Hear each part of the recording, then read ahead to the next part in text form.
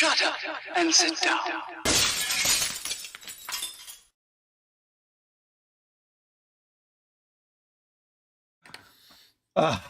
There we go. Sorry about that, Fox. I just had to jump in and say, shut up, because we're live. Yeah, we was rambling like a couple of old spinsters, folks. But anyway, hello. Welcome to the Friday Frolic, with me, Festa 67's workshop, and him. Hello. Guffle the Puffin. And Guffle the Puffin has got someone really annoyed with him called, what's that, Model Making GNU. There you go. Hello, Model Making GNU. How you doing? I see you there. I see you there saying the words and the things. Yes, folks. So let's get the pimpage out of the way and get that all done. If you'd like to help me out and keep this channel going and pay for all of this StreamYard and that, you can do so by heading over to patreon.com/Festa67's workshop, or click the join button below this and any of my other video content and become a channel member. That gives you access to the Zoom off-air 24/7 hangout, or you can come and join the nutters and all of that lot. Also, you can click the dollar sign just below the chat. It's just there. And that'll put a super chat in. It all goes into a big pot and pays for all of this and helps me out with all of that. So, yes, folks, give that a bit of consideration. Talking of all the groovy gang in the chat, it helps if you pop out your chat, Cole, because you'll be able to see it then right in front of you. Pop yourself out, Cole. No, wait, don't. Oh, mate, isn't it? Yeah, I had one job, folks. One job. That's all I had. Let's have a look at the chat there. Don't know why I've got it there, because I'm not actually doing face to cam. Pilchard alert. Have you got your hat on, Cole? No, I did that the other Monday on the E-Models tank. I sat there for the whole show, bench cam with my E-Models t-shirt on and my bloody hat. I was cooking. We don't get any better, do we? Absolutely. There's myself and Fox in there saying good evening. There's me going, yay, no water, with Festinian. Yes, folks, there is a Festa Minion icon now, emoji, available in all the emojis. So when you click the emojis, you'll see there are gradually new ones coming in. I've got several that I'm producing down this week. I will pre-warn you. One of them, for people of a nervous disposition, may cause a bit of a tremor. That sounded wrong. I can guess what that might be. Guess what that might be. Absolutely. Joseph Kelly is in. He says, hello. Guys, hello. Hey, Joseph, how you doing, me old geezer? Next up, we got JC, his bricks and his builds, saying evening, morning, Colin, Fox, and all in chat, Festa and Foxx. For some reason, I thought that said Felix. I was sitting there thinking, who's Felix? But anyway, yeah. Oh, mate, it's been one of them days, and I get my own name wrong most days. PJ says, an hour and low, he says, it comes to pass that a hot pants-wearing man with a bald head the size of a small moon. Absolutely, mate. A foam-filled furry, that'll be Guffle, and a Jeff Lynn shall did frolic before us, and praise be, it was good. Yeah, absolutely. Actually, when I first read that, I'm like, hang on, am I the foam-filled furry or Jeff Lynn? Because either would apply. Really, apart from the foam bit. I did have some squirty cream. I did say what he was, but it's not broadcastable. Yeah. Yeah, but I concluded that the foam-filled furry is Guthorm. So. Absolutely. Then he says, oh, and by the way, good evening, everyone. Good evening, PJ. Good to see you in good form, mate, and good spirit. Talking of spirit, hello, Spirit and Modelling is in. Hello. Big smiley faces. How you doing, Spirit? How you doing? Lovely to see you in, mate. You get a little nibble from Guthorm there because it's a new name. He doesn't. Absolutely. PJ, excuse me. PJ says, evening, morning, James at JC Bricks and Builds. Hello, James. Luggage is issued and all of that in a manly kind of way, not in a tiptoe through the meadow kind of way. Yeah, belt buckles a metre apart. Absolutely. Talking of belt buckles a metre apart, we've got Scale Model Minja in saying, morning, oh, what a wonderful one it'll be. Absolutely, mate. Hello. Jeff Light is in, says hello, Cole, Fox, and all in chat. Hello, Jeff. Hey, Jeff. Big hugs to Maggie. And he also answers the question I was just about to ask. He says, audio and video is good. He's spot on with that. He always does that when he comes in. Oh, yeah, we like to know, because I might have accidentally muted Fox, and I would hate for you to be deprived of your daily dose of the guru there. Look, I'm getting the look again. This is all because his mum sent me an hug, so I took a picture and sent her one back. And I returned the normal hug that mum gives me. And which involves a finger or two. Yeah, apparently I was naughty, but hey, you know. And then I sent evidence of her shenanigans. It was like, yeah. So she sent him more. Exactly. So, yeah. More shenanigans. I then went into the little mouse hole in the corner and bid a hasty retreat. PJ says, evening hugs, Maggie and Jeff. Like, how do, mate? Yeah, he's got to dish out the hugs. William is in Dorkosaurus, says, laugh out loud. He says, hi, Colin Foxx and people in the chat land. How do, hello, mate? How you doing? Dorks, lovely to see you in. Right. First things first. How's you and how is my mum? Well, first things first, I'll also say hi to Go For It Painting, who just came in at the end of the chat there. So hello to you as well. I can't see him on my chat there. He's not on mine at the moment. Let's refresh me chat. Yeah. Yeah, so good day, Go For It Painting to you. How do, mate? Yes, you don't care about me, so moving on. Mama Wolf is not too bad. She's on the end of a cold. We've both had a cold this week. We've both been in grumpy coma, but I've been a day ahead, so mine's just about gone now. Hers is on the coughing heavily stage, so she's probably all right tomorrow or Sunday, but today she's still in grumpy. I'm not well mode, so bless her. Oh. She's got a big thick sweater on and she's just grumping about. They both were yesterday, because I had that message, we're both full of cold, and yeah. So we got my usual Wibblekins. I was. It's just a cold. I won't fuss. But Mum was like, "Oh, I'm dying. Everything's falling off. I'm not going to make it." It's a cold, Mum. Shush. PJ says, "When what would a muted fox sound like, Cole? Just like this."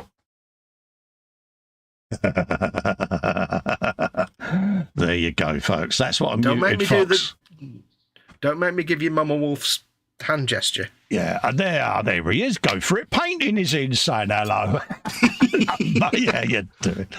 It's going to go well tonight. Now, the eagle-eyed might notice that I've got a couple of bits on the bench. Not them bits, but these bits. And there is a reason, because I'm still a bit twitchy and a bit shaky. So I might do a bit on Goliath yet. I haven't fully decided yet on what I'm going to do. Wise if you've because, I'm still a little bit twitchy at the moment. I have been all week, and it's gradually getting a bit better. Is there anything big you can work on the Star Weaver, Dream Weaver thing? Or is it all tiny stuff now? I could do a bit of floor and bits like that, and a bit on the underneath and things. Underneath the Harlequins. Yes, I thought I'd catch him out. Yeah. So I might not be doing tiny checkers tonight. We'll see. We'll see how I can relax, because it's all to do with me being a little bit tense at the moment. You got anything you can build? Anything chunky you can build? I don't want to start anything else. I've got me Rogel Dawn sat down there as well, so I might do a bit of Gluey-Kins on that. I've got so much sat there. I've got bits of Aldi. I've got bits of Ringo. I've got all sorts sat down there. Actually, that's a good shout. I might do a bit on the old Rogel Dawn. Got any Lego? Not to hand, mate, no, because I would have to get out of me chair, mate, and it took me long enough to get in it. Yeah, you don't want to do that. So I'll also have that on reserve as well, so we'll see. We'll see how we get on. Because that's coming to the end of the build, so there's actually, that would probably be a good thing to do. Do some greebles on it, so So we'll just pop that to one side a minute. Sorry for the last minute change around, peeps, but I've got to go with what I'm capable of at the moment. So that'll ease you in before you start painting anything, won't it? Yeah, and if I then calm down a little bit, I'll be able to do a bit of painty-kins. Yeah. Big Jag Cole just saying, I haven't forgotten it, PJ, but again, I've got to be in... and the big Jag is at the bottom of the pile down there at the moment, mate. Yeah. I'm getting pestered for all these builds, and it's like, I know.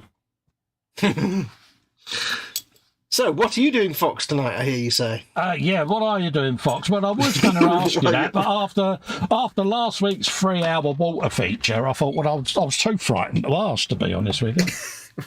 What a feature. Wait, what did I do last week? I can't even remember. I spent 3 hours with a bowl of water on the bench washing your bits. Oh, yeah, I did the clean up, wasn't it? Oh, yeah, I forgot about that. Thoroughly entertaining that was. Hey, I was enjoying it. No, tonight I am going to do some building, just because I've got stuff I'm in the middle of painting. Oh, I'm going to be painting and I'm going to be filming that, so I can't do that. I can't do me Mortarian. So I realised I've got this in my stash that I haven't built yet. So tonight I'm going to build the Lord of Change. Oh, right. Which is, you can use it in Age of Sigmar or 40k, but I'm not building it as the Lord of Change, which is the one-headed. I'm building it as Kairos Fate Weaver, who is a two-headed dude. Oh, right, yeah. Big blue birdy dude with 2 heads, one which always lies and one which always tells the truth. Oh, right, yeah. And he's quite devious. He's a demon of Tzeentch. So it's a fantastic model. I'm going to look forward to painting that.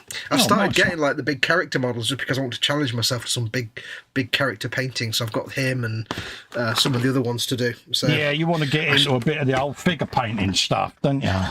Well, I wouldn't say figure painting as in people because that's far too terrifying. But big monsters, I might be able to pull that off. So creature feature. Yeah, so I've got that, and I've got RK on the Ever Chosen that I've had built, and a couple of others. So these will be on that. It's a beautiful packaging. Look at that. It's just that's the inner box. Happy days. Happy days.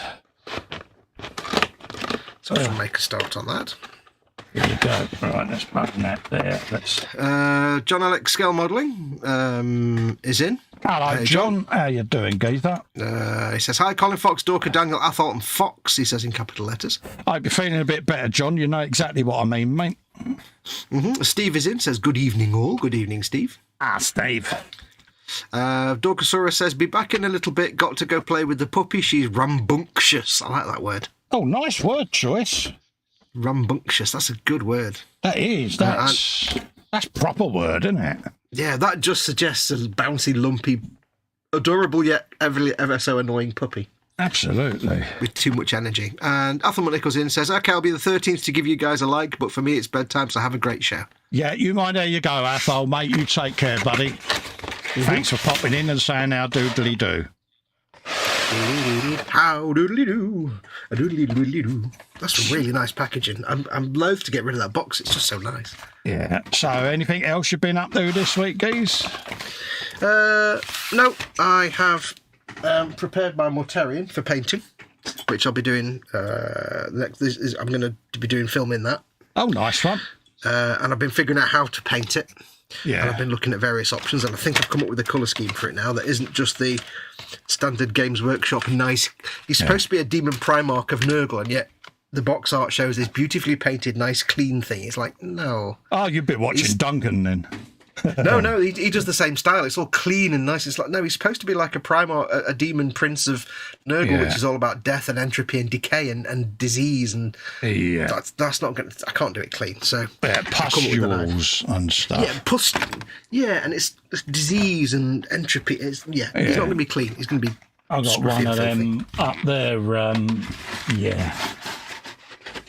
still with its Xandri dust base coat. Xandri dust. Yeah. So I will get round to finishing it. Yeah. I think I've settled on a colour scheme for him now. That's one of the many things that's sat there in primer. Yes. We have our boxes of stuff to do. Oh, absolutely. But first I have to change a blade on my knife, so I'll stand by. Yeah, we were having a debate about this before we came in as to how well this is going to go. Yeah.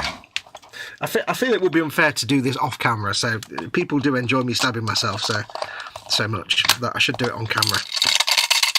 Blade removed. Yeah. See, I'm not stupid. Let's have a look. Steve says, belly, spicy chicken breast with chili cheesy beans, bench not a lot.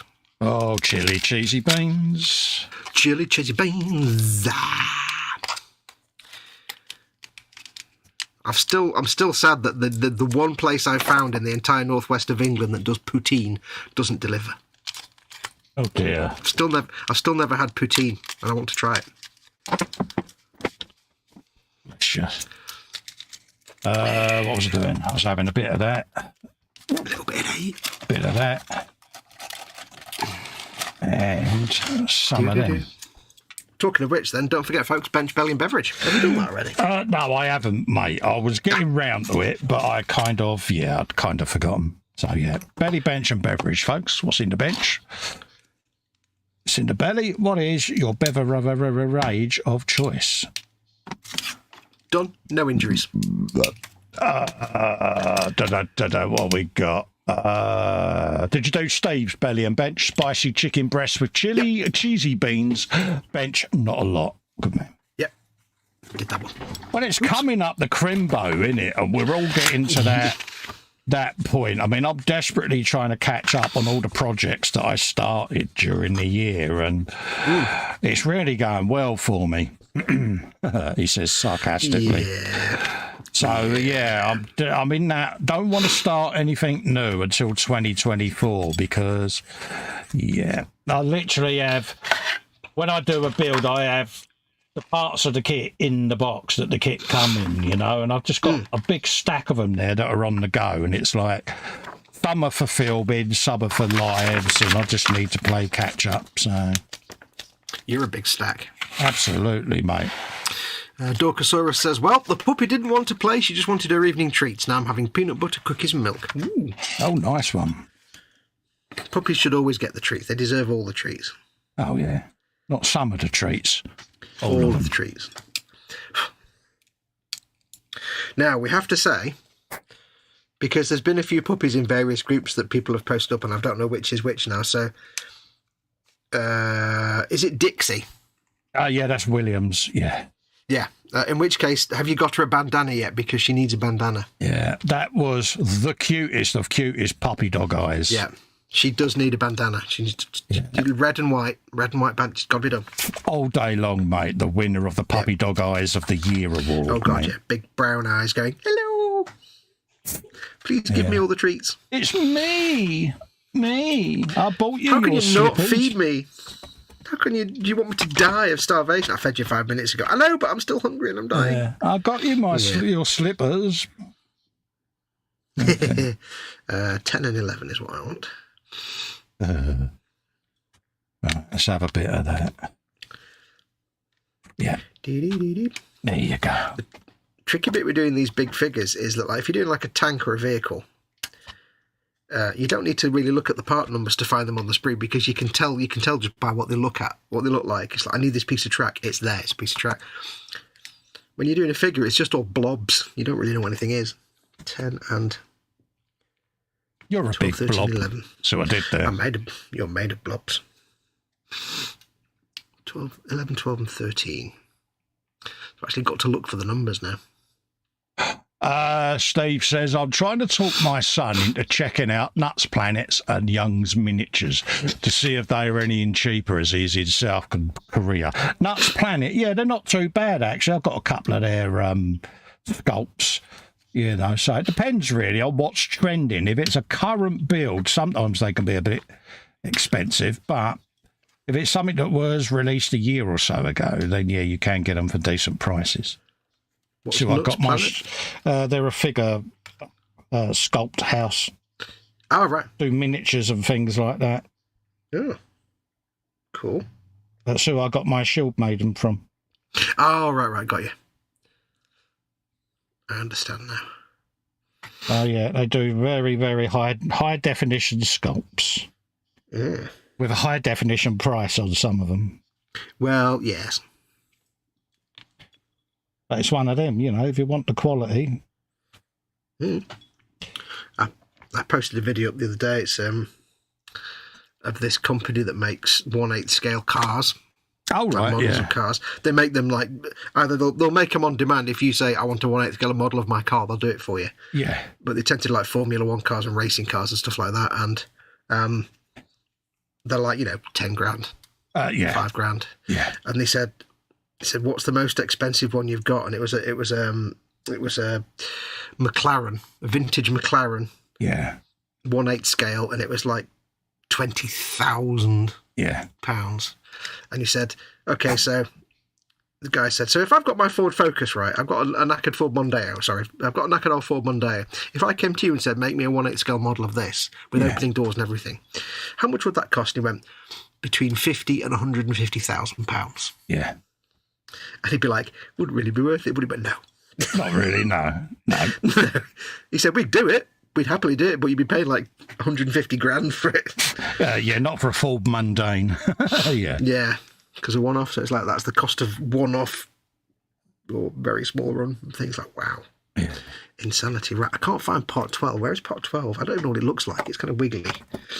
That's a good description, isn't it? You know, it's wiggly. Yeah, I don't know what the part is, but it's kind of wiggly. Kind of wiggly. There you go. Part 12. It's even on this sprue. They're, of course, in no order at all. Absolutely. Well, there's part 10. I need part 10. But yeah, I've got some big old builds planned for continuing next year. So It's funny. I'm going to get to that point next year where I'm going to have to clean the entire bench off because I've got some big builds to do and they're proper bench fillers. And yeah. Oh, yeah. I know what will happen. I won't be able to fit them on here. So yeah, that's when you need to do just one at a time, isn't it? Really, especially for filming, yeah. Yeah. But all my part works will be expanding by then, and yeah, so I shall have all of them to contend with. And yeah. Oh yeah, once you start getting the chassis done, the part works, yeah. It gets kind of interesting. Obviously, PJ's Jag, you know what I mean? So yeah. Yeah. I haven't forgotten. I've got the big GT40 to build as well. Yeah. Looking forward to that. But again, I want to play catch up on what I've got yet because I've got to have a shelf reorganisation as well. So, Gentlemen, reorganise your shelves. Yeah. It's either reorganise the shelves or sell everything because, yeah. Yeah. But then again, of course, you have the caveat of you don't want to plant anything too much. Yeah, because it normally goes really well for me, doesn't it? Yeah, you making plans never ends well. No. But it's just trying to get it so that, like I say, you could just film some stuff for the channel and get stuff out there because, you know, I am mindful that, you know, it's not exactly been a prolific year. No, both of us have been a bit just off our game completely, haven't we, for all kind of reasons. I mean, I'm not going to be a PJ and do 35 kits because, yeah, it's just like... No. Yeah. I want to obviously get a bit more content up there because it does stress me out when I haven't done any for a while, and that just exacerbates my situation even more, so... If you could do kits at a PJ rate whilst filming them as well, I'd be very impressed. Yeah, exactly. No. Exactly. But this is it. I film twice a week at the moment. I film all the part work stuff on a Tuesday, channel stuff on a Thursday, but I've got a couple of 100 hours of footage to go through for the channel. And it's like, yeah, I did have one I was going to do, but it kind of has gone on the back burner at the moment. Yeah. Because, yeah.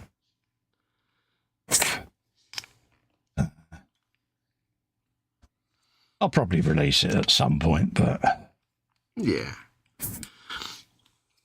Does seem to be the way, though, doesn't it? You get all these things. I mean, I've always kind of done it in the... I've never been that sort of organised. I tend to just do, right, I'm doing this now, and I film it and post it straight away, and I just, whatever I'm building at that time. I probably should be like you and actually do it in a more organised... mature and thoughtful way. I tend to film as I build and then just cobble it all together for various reasons, as you know, and it works for me, but it don't always work as well, you know what I mean? So yeah, no, you work in whatever way works for you. That's how you do it. Yeah. We'll see what happens. I've got a few on the go at the moment. I've got the Audi R8 on the go there. That's in the drying booth at the moment. But yeah, it's little builds like that. Obviously, Ringo the Beetle, the tank, the big boomstick. I've got to do the base for the Bluey car, and base. Big project box full of warhammer. I've got me foos truck that I'm doing an ultimate butchering custom job on. I would say a foos truck. It used to be a foos truck. Then now it's a Festa truck. Yeah, it's been defoosed and festered instead. So Festerized. but no warhammer is involved in it, just in case people were wondering. There's nothing to do with that. It's just a show car or truck that I saw many, many years ago. I'd always vowed that if I got one of those particular pickups, I would try and build it. And I've got a complete scratch build project that I'm going to be doing. I'm currently at the graph paper stage at the moment, getting it all mapped out so that I can then translate it into, or transfer it, should I say, into styrene. So it's going to be a back burner project, this one. Now that is planning, because I haven't even seen graph paper in 40 years. Yeah, but it's proper.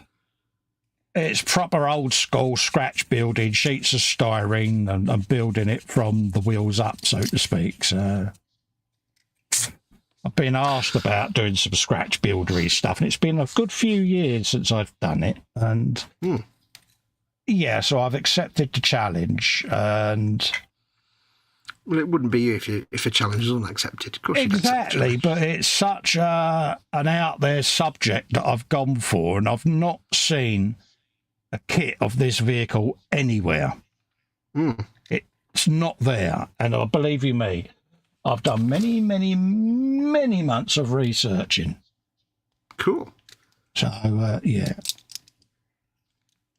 Let's just check that out. Do some of that. So, yeah, that was the case. Well, as I say, I've got me. I'm going to. Well, the first thing I've got me Mortarian to film. That's going to be my first back to the bench filming project. Yeah. Which I shall be doing probably after Christmas, because I've got something that's come up I'm going to be doing before Christmas, but yeah. Probably after Christmas. Yeah. That'll be my first, back into the painting tutorial video making thing. Yeah. Like I said, I've been just trying to figure out a good colour scheme for him that isn't the normal. Or not like just copying the standard box art colour scheme anyway. Yeah. Not 100%. So that'll be fun. So I'm looking forward, because it's like you said, it's not been a productive year for me, and everything I've filmed this year has been part works, which is brilliant, but it's got me, you film those, I film those in a completely different way. So I've got to relearn how to film painting tutorials.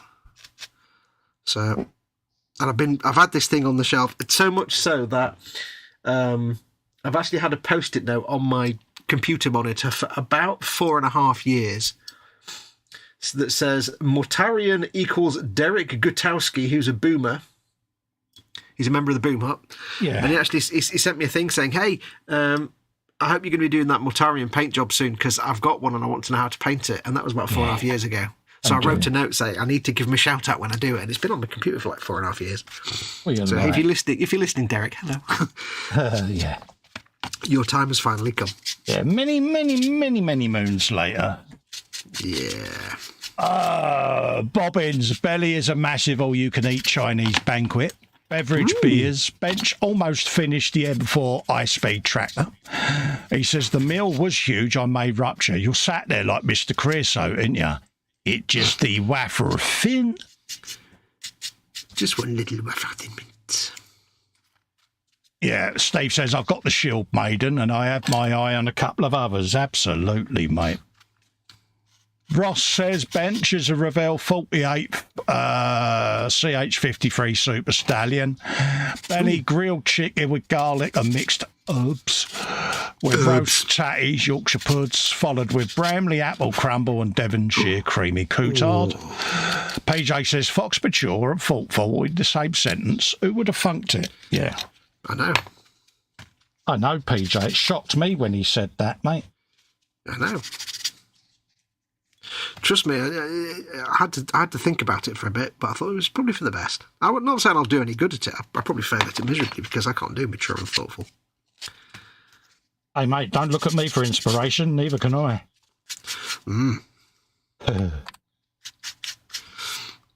Yeah, I think my missus would fall over if I said that.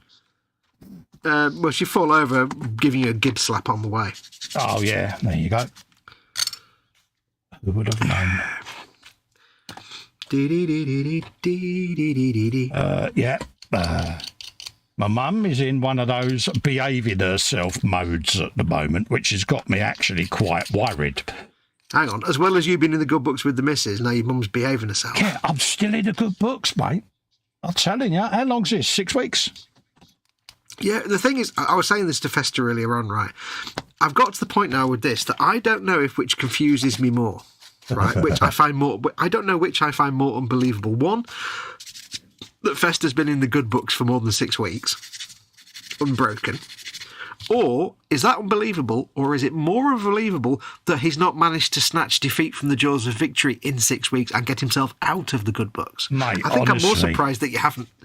I'm more surprised that you haven't screwed the pooch in 6 weeks. I have literally spent so much time in the man cave, or just nailed to my chair, nodding and doing everything that I'm instructed, because I'm petrified that the minute I am left to my own devices, that'll all change.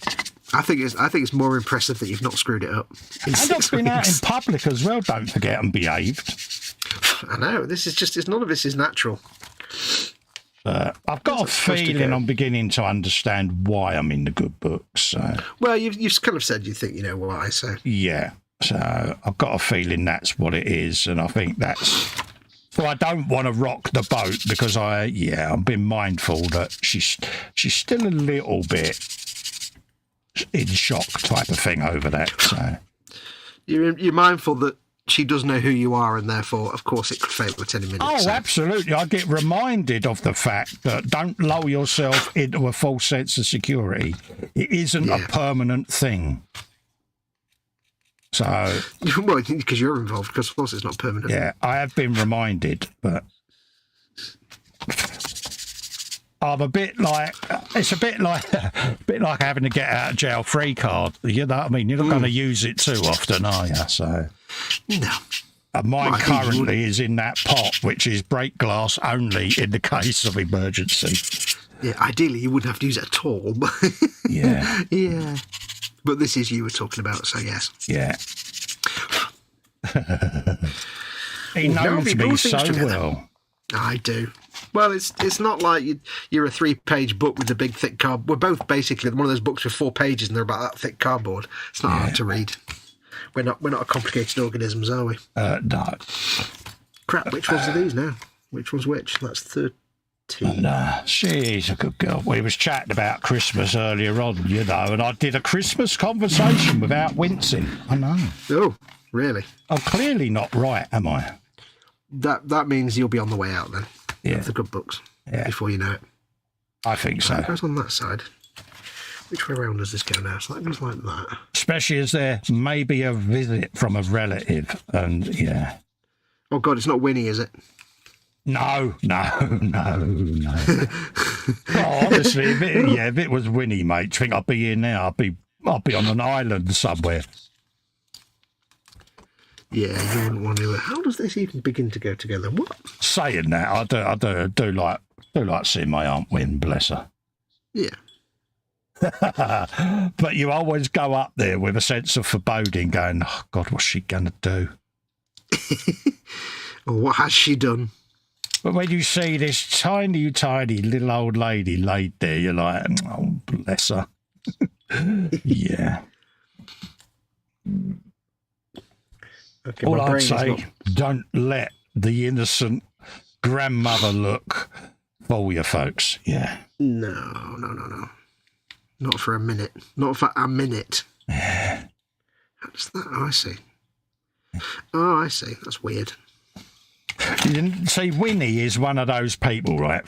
And I should do it more often when I see her. I should say to her, "Here, Win, if you're out and about, I really want a space battleship Yamato." But yeah, you know, but you never let her know that you're after something. It's the cardinal rule. Don't even let on to Aunt Win that you've got your eye on something. The thing is, right, just the thought of this very tiny little old lady trying to carry that enormous box. I know how big the box is like, that's just hilarious to me. Knowing how big the box is. She'd have a go, mate. Yeah, I don't doubt that. Yeah. I'm not doubting that. I mean, this is the woman who got a Dyson, mate. That's all I'm saying. So, you know, yeah. Maybe you should start dropping hints. What do you want for Christmas?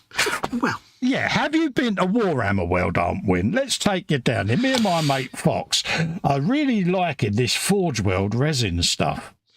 And in fact, what would actually happen is you'd mention Space Battleship Yamato and you'd come out on Christmas Day to find a motorbike. Yeah, PJ would come back with a tail manta. She would get you one, PJ. She'd see that as a challenge, mate. She'd be, yeah, I'll get him one of them. Challenge accepted. The minute you say to her, even you couldn't get that, oh, that's when you get instant pigeoned. Oh, really? Challenge accepted. You think, do you? You think, do you? Yeah. Bless her. I don't think she's going to be going anywhere for a very long time, bless her. She's bedridden at the moment. So. Well, I thought you were about to say she's gone in jail. No, she's not having a Christmas dinner for free this year. She's been very, very poorly, bless her, because she has emphysema. So yeah, she's... I'd say send our love, but she won't know who we are, so... Yeah, she's very poorly at the moment, is our little Winnie. Have you told her that she's slightly famous on a small part of the internet? Yeah, she does know. Because Al watches, so yeah. Hello, Al. Hugs to win. But yeah, Al watches. So get well soon, Aunt Winnie. Yeah. Yeah. It's kind of the thing that if you were Northerners, I wouldn't have this image of her in my head, but because you're Londoners, I just have this specific image of her. Yeah. She was told that she is now becoming a bit of an internet sensation. She's like, what? What? Yeah. What's an internet? Yeah. What's all that shenanigans? But yeah, she has watched it. She goes, the little effer. Yeah. Yeah. She knows. She knows. And all I got off of Al was, yeah, she don't mind. Just don't give away her trade secrets. It's like, yeah, don't mind telling people what she does. Just don't tell them how she does it. Yeah, don't tell them about the trench coat with the trouser pockets sewn on the inside. Yeah. Yeah. Yeah. That's the only downside with the winter. Long coats come into play, and yeah.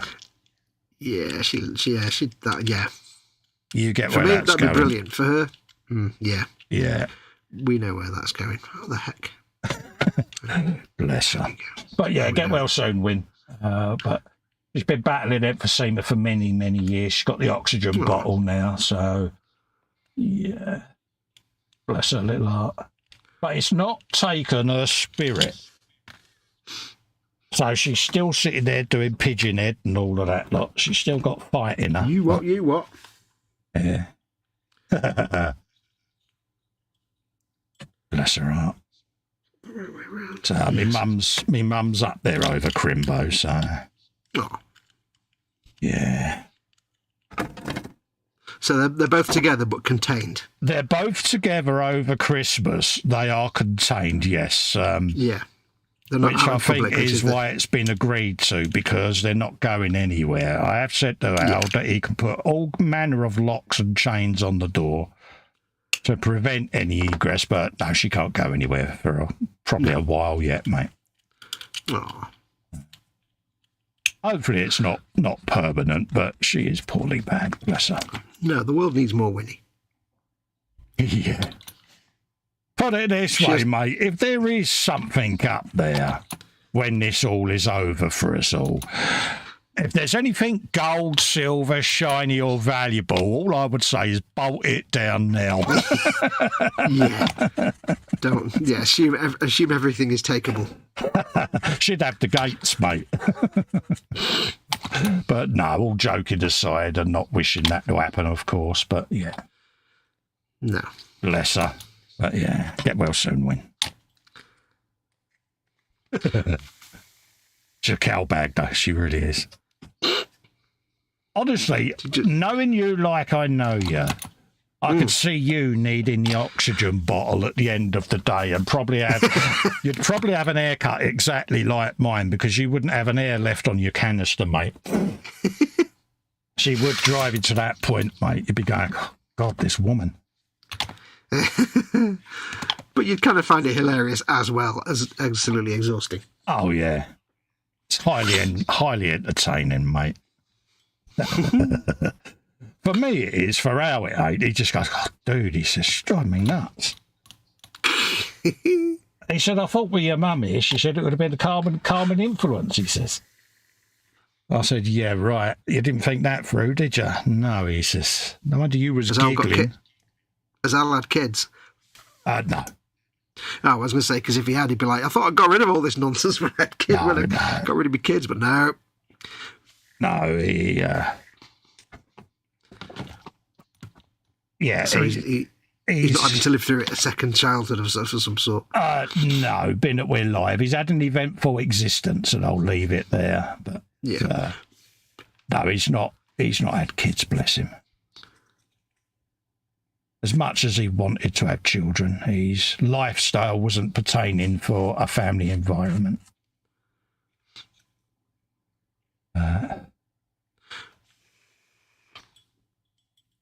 Yeah.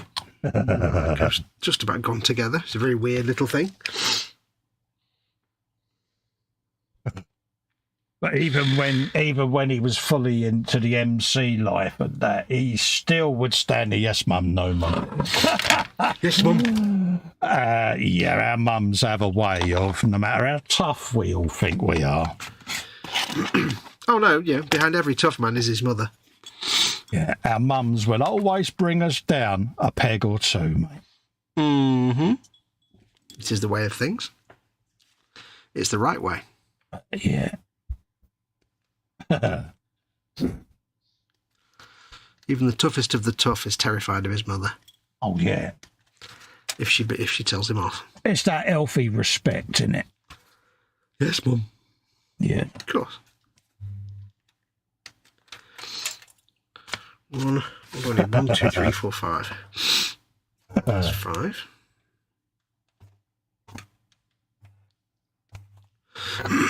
I could just imagine what it'd be like if Ed was still alive. My God. Winnie, E and Edie. Yeah, Winnie, Edie and Joan. Yeah, that's my mum's real name. Winnie and Edie, that's just two proper old school names. Oh, and yeah.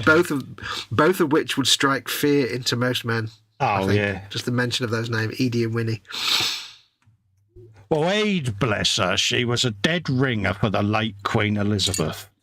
Oh, yeah. Elizabeth II, that is. Not the red-headed one with the teeth, but, yeah. Our recently departed Queen. She was a dead ringer for her. And again, you know, this barely under 5 foot person that was absolutely brutally honest with words. You know what I mean? She could destroy the strongest of men in minutes, mate. I think she could have made someone like Jonah Lomu sob like a 5-year-old. She would just absolutely destroy people. But she was lovely, don't get me wrong. Yeah. But if you got on her nellies, yeah, you knew about it. And oh, yeah. You would see her, and I can always remember when H first met her. She went, oh, she's lovely. She says, your Aunt H. She said, lovely little lady. I said, you'll not say that when you hear or see her kick off at something she don't like. And then there was this particular occasion where she kicked off. And H was like, oh, she's got a temper, isn't she? And I went, oh, yes. She's like, I didn't even know those words existed. Yeah, pretty much. And then within minutes, that volatile outburst had gone, and she'd be back to this little pottering around, quiet little unassuming, little tiny Miss Marple type. Yeah, and it was quite funny to see it, you know, because Keith, bless him, when he was alive back then, obviously, used to say, oh, 5, 4, 3, there she goes. Yeah, she's off. He's going, I'll give her time. If she hasn't calmed down, I'll go and calm her down, he says. But, yeah. She'll be going for a little while, he says. Tiny, feisty people. Yeah, for this little family of pocket rockets, I don't know why they had that about them, but it's thoroughly entertaining when it happens. Because me being me, I would stand there. Yeah, I'd stand there and go, you're letting her get away with that, Mum. Cool. Didn't think I'd ever see the day where someone got the better of you. Oh, mate, yeah, that was it then. You knew what you were doing. Oh, absolutely, mate. And it's funny, isn't it, how your boys now do that with H? Yeah, my boys do it. Throw you under the bus every single chance they get. Oh, yeah, they're like, yeah, Dad said that about you, Mum. Oh, did he now? And I'm like, Yeah. And you wonder where they get that from. Well, now you know. Oh, yeah. Never forget, I walked in a room way back. My boys were teenagers. And in that room was Winnie, Edie, me mum, Johnny and Freddie. My boys were roaring, were laughing, and they was telling them all the stuff I pulled as a young fella. So I lost any ability to chastise my boys about doing the right thing and staying on the straight and narrow, because my entire life history had been spilt.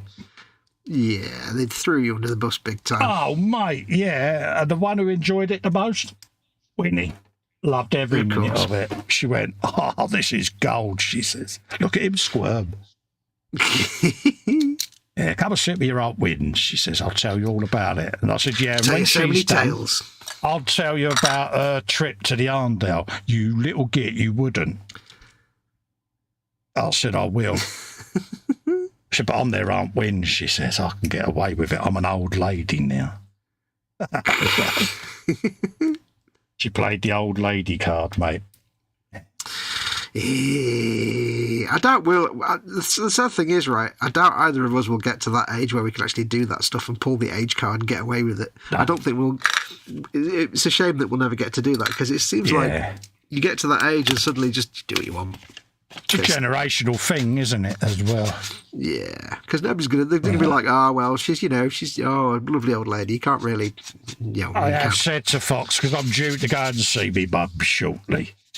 And I keep saying to him, I'll get a little picture, because he wants a picture of me mum. And it's like, yeah, please.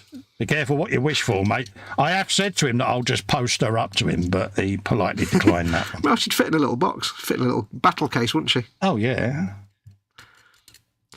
Yeah, maybe not in a skirmish box, but a battle box. Yeah, but yeah, be careful what you wish for, Fox. Yeah, that's all right. I'll send mine down to you. Yeah, be like, there you go, mate. Enjoy. You've got my mum and Winnie for 10 days.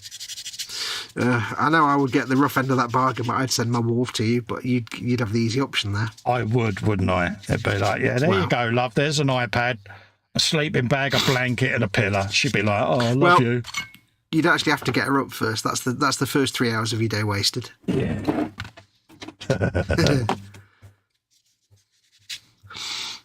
Oh, yeah, you got to love them, yeah. Apparently, they're options. I don't do options. It all goes on there. We don't do options. Don't be daft. That was terrible. Yeah. I do apologise for that. Yeah, we don't have options. Even I know that was terrible. Yeah, it was a bit lame, mate. Yes. I might be forced to go back to my Fable 2 mysterious merchant voice just to make up for it. Yeah, I would look at myself very closely after that and send myself a very stern letter. Yeah. Oh, the jerry cans. Yeah, that went well cold, didn't it? What are you doing? I just tried to glue 2 jerry cans together and it went really well. One was one end of the bench and one was the other. There was a natural challenge. Yeah, there you go. How's the chat doing? Oh, hello, mate. Not seen you since I had hair. Steve Spencer Beanie's in. He says, Belly, Satsumas, benches, tank tracks. Hello, Steve. How you doing, mate? Long time no see, he says. PJ says, 18 in, only 4 thumbs ups. Please slap that thumbs up button, peeps. You know you want to. Thank you for that, PJ. That's up to people, isn't it? It would be nice if they did it. Yep. With me, the minute I go into a live stream, I always hit the thumbs up button. Purely and simply because I'm going into a stream where the streamer's got off their backside and is trying to put out content. The least I can do is show a bit of love. But that's just me. Yeah. Always feels right to do that to me. Yeah. Unless it's Piers Morgan. Yeah. Oh, Dave's in. Hey, Dave. You'd twat, I was taking the pee out of you if you're sanding. Oh, I wasn't paying attention, was I? Let's have a quick catch up on chat then while you're doing your bits. He's a plum, isn't he? Did you do PJ's belly and bench? Homemade chili? No. I Belly, honestly can't remember. I don't think you did. Belly, homemade chili with garlic bread. Garlic bread! Bench 148th Airfix Westland Links. Beverage Green King IPA. Oh, nice one. Steve has the Shield Maiden and got his eye on a couple of others. JC Bricks and Bills, that will be Amalgam that will do them. Yes, those big expensive, like 20 grand, 1/8 scale cards. Yes, Amalgam, they're called. Yeah. I posted the video of the day. I came across it in my recommended YouTube list. I'm like, well, what? Scale Model Ninja says, bench Revell 148 CH53 Super Stallion. You've done that one already. Yeah, I did, mate. I can remember doing one Bobbins, of them. Bobbins, massive all-you-can-eat Chinese banquet. Oh. Nice. What's in it? Don't care, just I want to eat it all. Beverage Beers, bench almost finished the M4 high-speed tractor. The meal was huge. I may rupture. It will be recommended. I've read that one out when I called him Mr. Creosote. Oh, did you? Ah, okay. Yes. Oh, actually, because my chat, I think, scrolled up.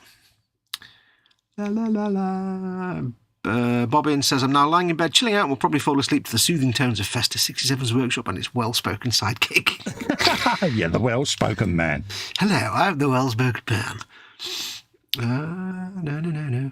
New Fenris Railroads in says, hey guys, playing in the shed on the new Legion's Imperialis box game. Cool, welcome, New Fenris. One. Is it a nice warm shed, or are you freezing your coconis off?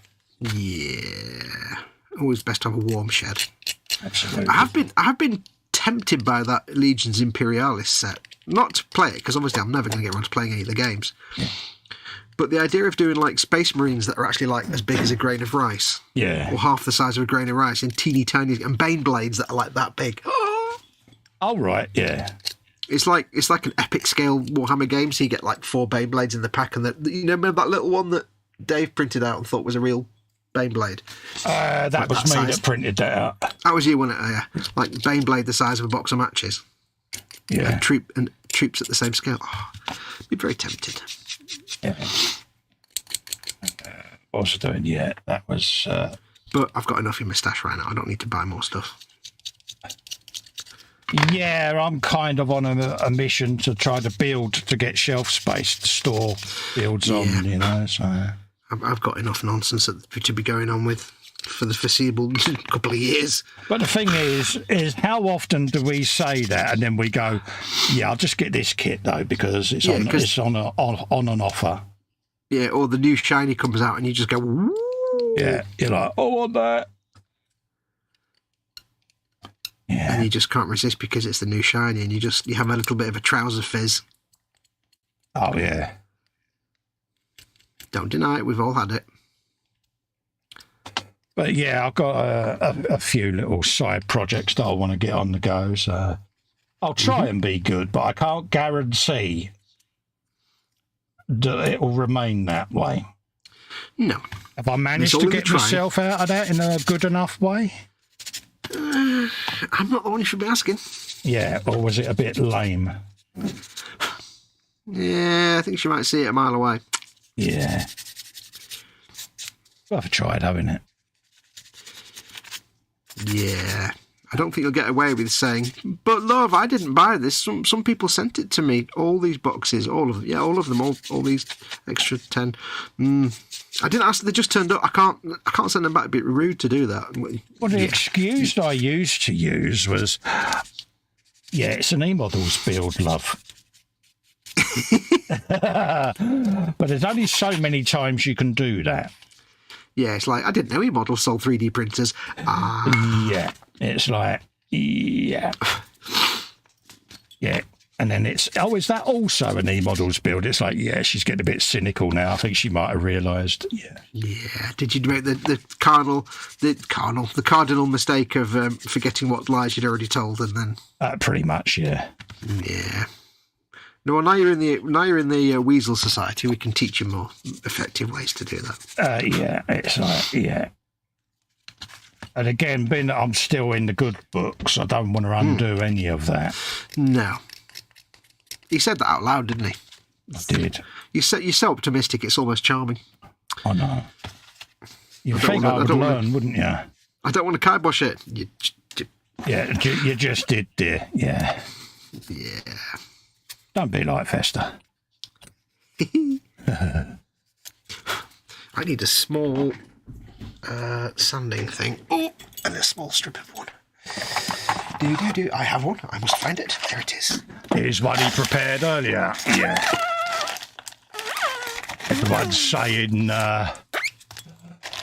hello to New Ferris. Hello, mate. How you doing? Yeah.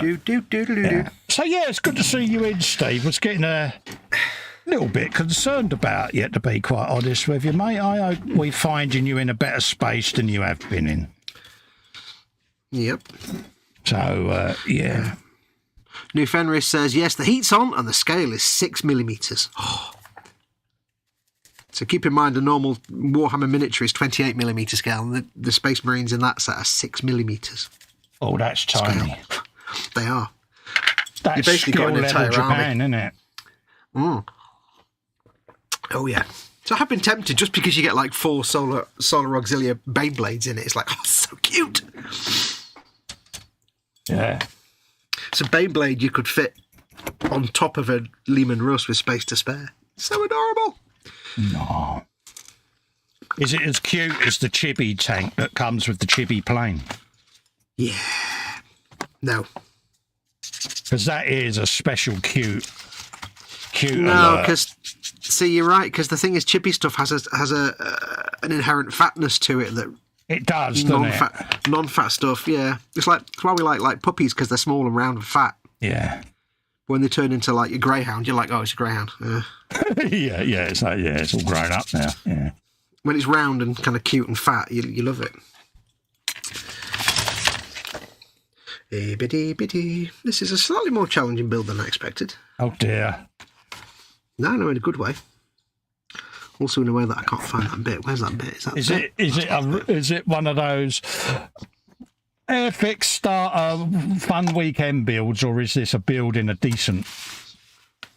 No, in a decent one, because it's a dude. It's all organic shapes, so they can't show you the component from every single angle. Yeah. So where's that bit that I've just sanded that's now disappeared?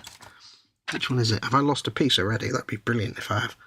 That's the point. I need to finish me group build off. Still sat there on the shelf untouched. It's like, yeah, I need to pull my finger out and get that. We may have already lost a piece. Cool.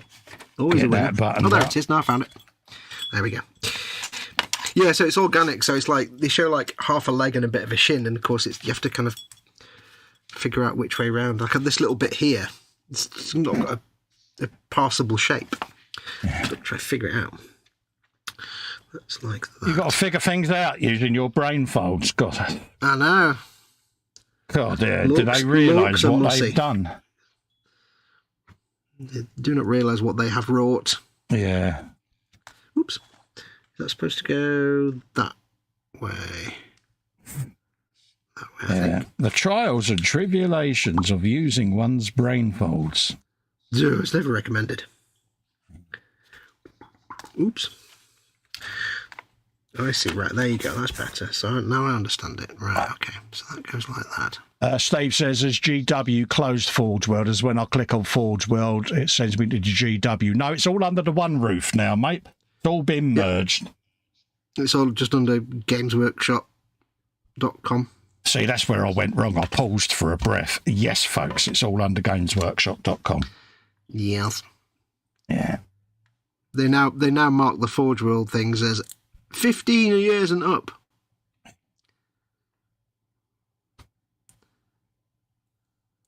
So have you been getting away with building them then? So I did. I don't know. But unfortunately, they've got the world's worst search mechanic on their website. It's absolute garbage. Oh, it's proper 1984, isn't it? Yeah, trying to find anything. It's like been designed by morons. I think they'll probably check. I reckon like they'll suddenly see their sales on the website plummeting because people just like, I can't find what I'm looking for. Yeah. It's like, if you know what you want, you can just search for it and get it. But if you don't know what you want, you're going to struggle. Right, this is a little weird. Yeah, none of your search criteria return anything of any relevance. It's like... No. And it's like the menus down the side. It's like, just forget it. Yeah, we have got stowage round there. Days. Your stowage. How is this going to go in? Yeah, so that's that, and that. Have you some of that? We've got trackage, Spanianas, mole grips and bullets. Mole grips and bullets and something. Right, happy days. I think that's the right way around. Right, so there's another one ready for the primer at this rate. This should be built by the end of the show. Start your primer. Days. Because this little Rogel Dawn has been on the bench for absolutely ages, having little bits done to it here and there. So it is finally nice to get it to the stage where I can get it primed. Yeah. It's one less box with a kit in it that I've got to build. Yep. The fun thing is, you don't have to even think of it as a Warhammer, it's just a tank. Yeah, it's a little tank. A little tank? You're going up in the gallery of things to get shot of. Mm-hmm. So let's have some of that. There is one advantage with doing these organic figures is you can do the glue squishy technique quite nicely to cover up gaps because it's all like you're made of gaps. Stuff, so all your gaps belong to us. And there's a nub I didn't notice. Gosh darn it. No. You're a nub. Words. I'm thinking. You're thinking grown-up words. I'm thinking grown-up words. Let's have some of that in there. See, this came with options, this build. That was its first mistake. But the eagle-eyed of you would have noticed that so far every single option is on there. Mm-hmm. There is nothing left as agreeable. This is correct. It's all been shoehorned in there. The eagle-eyed would have noticed that my Rogel Dawn has got a little bit more gunnage on it than a normal Rogel Dawn one. Max. Yeah, there are many additional guns poking out of places on the front there. Extra gunnage. There's a cannon that shouldn't be there. Little machine guns poking out there on its rear end. Well, thing is, if you're in a tank, would you want one gun or all the guns? All of them, because, it's... Yeah, seems fairly straightforward to me. What can I say? It's a Festa build. You've got to have all the guns, ain't you? The only ones that are going to be magnetic are the two that go on the front there. So they're interchangeable, but the rest of them... Interchangeable. Yeah, these ones here, they're going to be mag-mounted. So you can swap them out for whatever you want. But saying that, I do think that there might be a possibility that one of them could go somewhere. Can one of them go like this? No. As much as you try, it's not going to happen, dear. You keep trying, I'll give you that. Oh. There are limits. I've also got me barrels done with the appropriate inserts to hide them horrible seams of doom. Do you know what that means, folks? It means he's done all his barrels. See what he did there, folks. Our very own model-making Carl Sagan is in. He says, "Hi, Festa. Model-making GNU, NFR, Steve James, PJ Bobbins, and all in chat." The search for patterns without critical analysis and rigid skepticism without a search for patterns are the antipodes of incomplete science. There you go. So I was ready. There you go. Nice to see you in, Jeff, by the way. He's testing out the new emojis. Ooh. Here's the thing. I don't know. It's probably like everybody knows about this thing, but I found a product that I didn't even know existed. Oh, dear. Relevant for model makers. I found a CA glue that you can use on clear parts. Oh, nice. If anybody out there has used Bob Smith Industries CA glue before, it's well known amongst model makers. It's a popular brand of model makers. They do some really cool CA glues. They do one called, oh bugger, I think it's called Gold Star? Gold something. Gold finger. No. Gold something. It's basically gold. I think it's Gold Star Plus or something like that. It's got the word gold in it. It's basically a CA glue. It comes in thin and thick, but it's non-fume CA glue. It doesn't give off any vapours. Yeah, which is why stuff dulls, yeah. Yeah. So it doesn't fog your clear parts or give you frosting on your paint jobs. So I've ordered some, and I'm looking forward to try it out on my Mortarium when I have to glue on all the little nurglings on the kit. Yeah. Hoping it will, because that's the one downside of if you're gluing painted parts together, is it's best to use CA glue if you can for little bits and bobs, but you risk fogging up your paint job. So we shall see. I'll happily try it out and report back. It's just going to be one of those epiphany moments, like when you thought you had invented sprue glue. Yeah.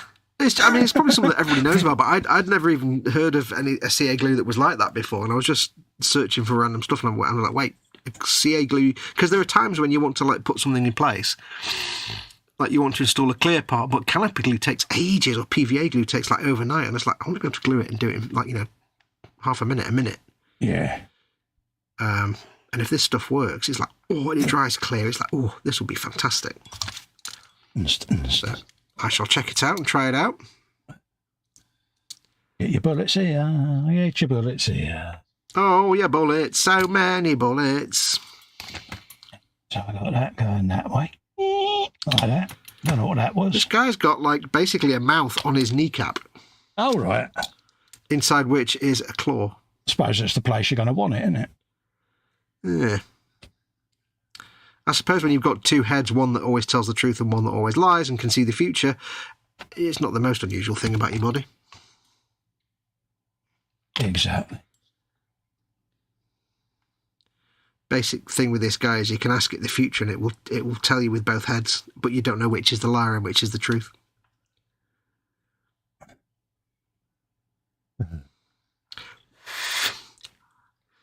See the future. All of the future. Right, so we've got so many future. Right, I need to clamp that for a moment. That's got a sack on the front there, isn't it? So yeah, I need to clamp it.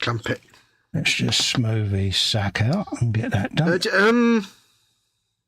Too much information. Yeah, don't forget, some of the creases need to stay in the sack. See what I'm doing? I see it, yeah. But you can't have a smooth sack. It's got to have creases and undulations. I'll stop. You can, there. but it's a bit poncy in it, really. Yeah, I'll stop there, folks. I'll behave. It's not very northern, is it? Right. With that you leg want done, to I'm going to wax step away. what? You want to? Ooh, no. Could you imagine Brian Blessed? Wax? Oh, God. I had my back waxed once. Yeah. On a bet, right? And it was agony. So anything else, yeah. Not even thinking about it. No. Yeah, it's, yeah. Right, I shall be back in a moment. Yeah, no worries. He'll be back in a minute, folks. Right, let's get that on there. Have you a bit of that on there? Yeah, those that tuned in for me to paint me Star Weaver, apologies, but I was just not sure I'd be able to sit and paint diamonds tonight with me slight tremors and that still been a thing, so I do apologise.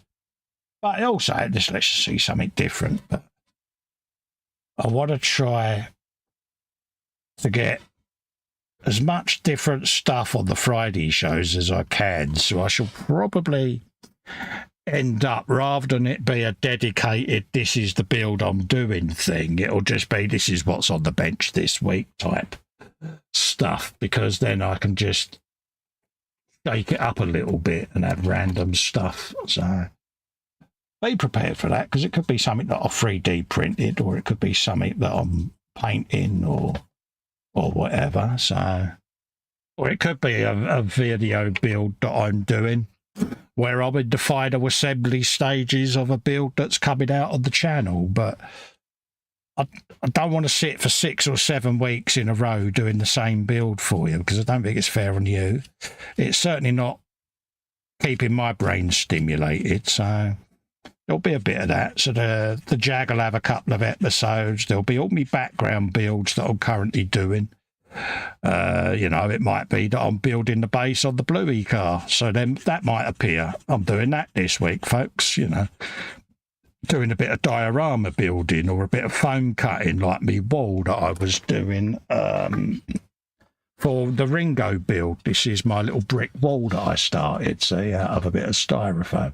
So it could just be that I'm sitting there doing something like that, so just want to kind of shake it up a little bit and not be doing, I don't want it to turn into a Warhammer show, because it's, that's not what it's about. I've got in that hole before. It's just at the moment I've got a few that I'm building and assembling, but this tonight could have just been a motorcycle that I was building, or a car or something like that. It was just, I had it to hand and picked it up and got on with it. But yeah, I just want to kind of just keep the frolic for me as a current, this is what I'm working on today type thing, and just keeps it relevant, keeps it interesting for me as well, because I do get bored very, very easily. You're relevant. Wait, that wasn't an insult, was it? No, it wasn't, mate. That was praise. Oh, no. Damn it. That's not how this is supposed to work. It isn't. You actually dropped a boo-boo there, didn't you?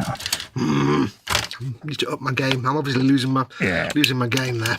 A few of you have been in touch and joined me Scale Mates, become a mate. So thanks to all of you that have done that. That is something I've got lined up, where there'll be something where I turn around and say, well, go and have a look at my stash and choose me next video build type thing, So want to try and get the audience involved on that. So there'll be a video that will go up. I've got a new build I want to start filming for the channel. Go on the Scale Mates, have a looky-loo through the stash, and the winner that gets the most votes is the one I'll build. So cool. Just a little way of engaging the audience in it, because it is your show at the end of the day. Good idea. And I know PJ likes the Bluey car and would like to see me sit and do at least 5 shows on how I'm doing the diorama. So he'd love that. He'd be lapping it up. He'd love it, wouldn't he? He would really enjoy that. He'd be all over that like a rash. But no, all joking aside, it's easier for me then, because I don't have to try to keep stimulating on a build that might be just beginning to become a chore. Because that's the thing with live streaming. We've said it many and many and many times. Yep. Normally, if we're doing a video build, I could sit and do the video build over a week, perhaps, a bit of this, bit of that, bit of painting, bit of buildy. But when you're doing it on a live show, you pack it away, you get it out for a couple of hours, then you pack it away, and then you get it out again. And after doing that for a dozen weeks, you get sick to death with looking at that build. Yeah. So I want to just shake up my live shows, and that's what I'm doing this week. This is a video build that's going to be coming out in the next few days, and I am doing that today. I'm filming it, and yeah. It's that's one something aspect. will work. I'll do it. That's one aspect of all this that people don't realise is it's not like just building a kit. No. It does test your patience. If you, the trick is when you're doing these streams and stuff, if you've got a kit that you've always wanted to build, if you do it on a live stream, it can ruin it because your enthusiasm fades away. That's what I was about to say. I'm missing I'm missing that enthusiasm for the short, sharp shock build where you build it, film it, put it on the channel and forget about it. Yep. And I want to get back to that. I want to get back to doing, this week I'm building, I don't know, a MotoGP bike. It's built, it's painted, it's assembled, it's on there. It's on the channel. Everyone's watching it. They're all loving it. Done. I've moved on to the next project then. Yeah. That's where filming can be quick, and I mean, it still takes longer when you film, but it's not quite as long and drawn out as a live stream where you only do a little bit a week. Yeah, but so that's what I want to try and do.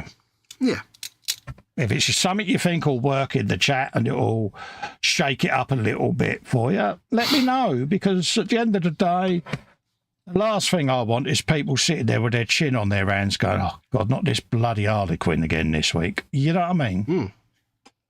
So, yeah. Yeah. The thing is, I mean, not everybody tunes into these to with any interest in the specific build, but some do, and you've got to be conscious of that, haven't you? So, yeah. Some people do, and you don't want to get them bored. And as I was about to say, the last thing, you want them, oh God, not another warhammer build, not another this, not another that, because I do get the messages, and I do try to shake it up. At the end of the day, it'll be, this is what's on the bench, and yeah. Yeah. I mean, if you're a channel that does one style of model, then people wouldn't do that. But if you're a channel that does anything that tickles your fancy, then you don't want to loiter on one thing for too long. Yeah, but I'm not that channel. That's why I want to shake it up, Fox. That's what I'm saying. If you're not that, then... Yeah, that's what I was trying to get across, but yeah. Yeah. I'll shut up now. No, I'm just saying the same thing. You can't sit on your laurels with one particular genre if you know you're doing lots of different things. Exactly. Mm. What have we got going on? Everyone's saying hello to Jeff.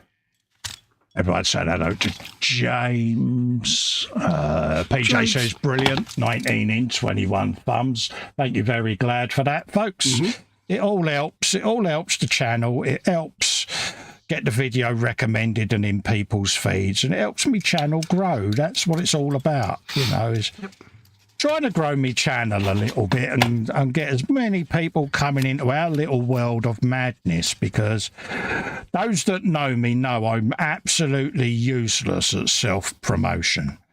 It's my own fault. Shut up a minute. It's my own fault.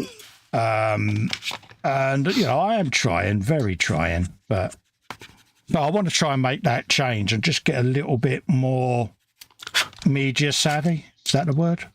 Mm-hmm. Yeah. So, yeah. It's a long process. It's only taken me 7 years. Baby steps. All good things, as they say. Absolutely. So,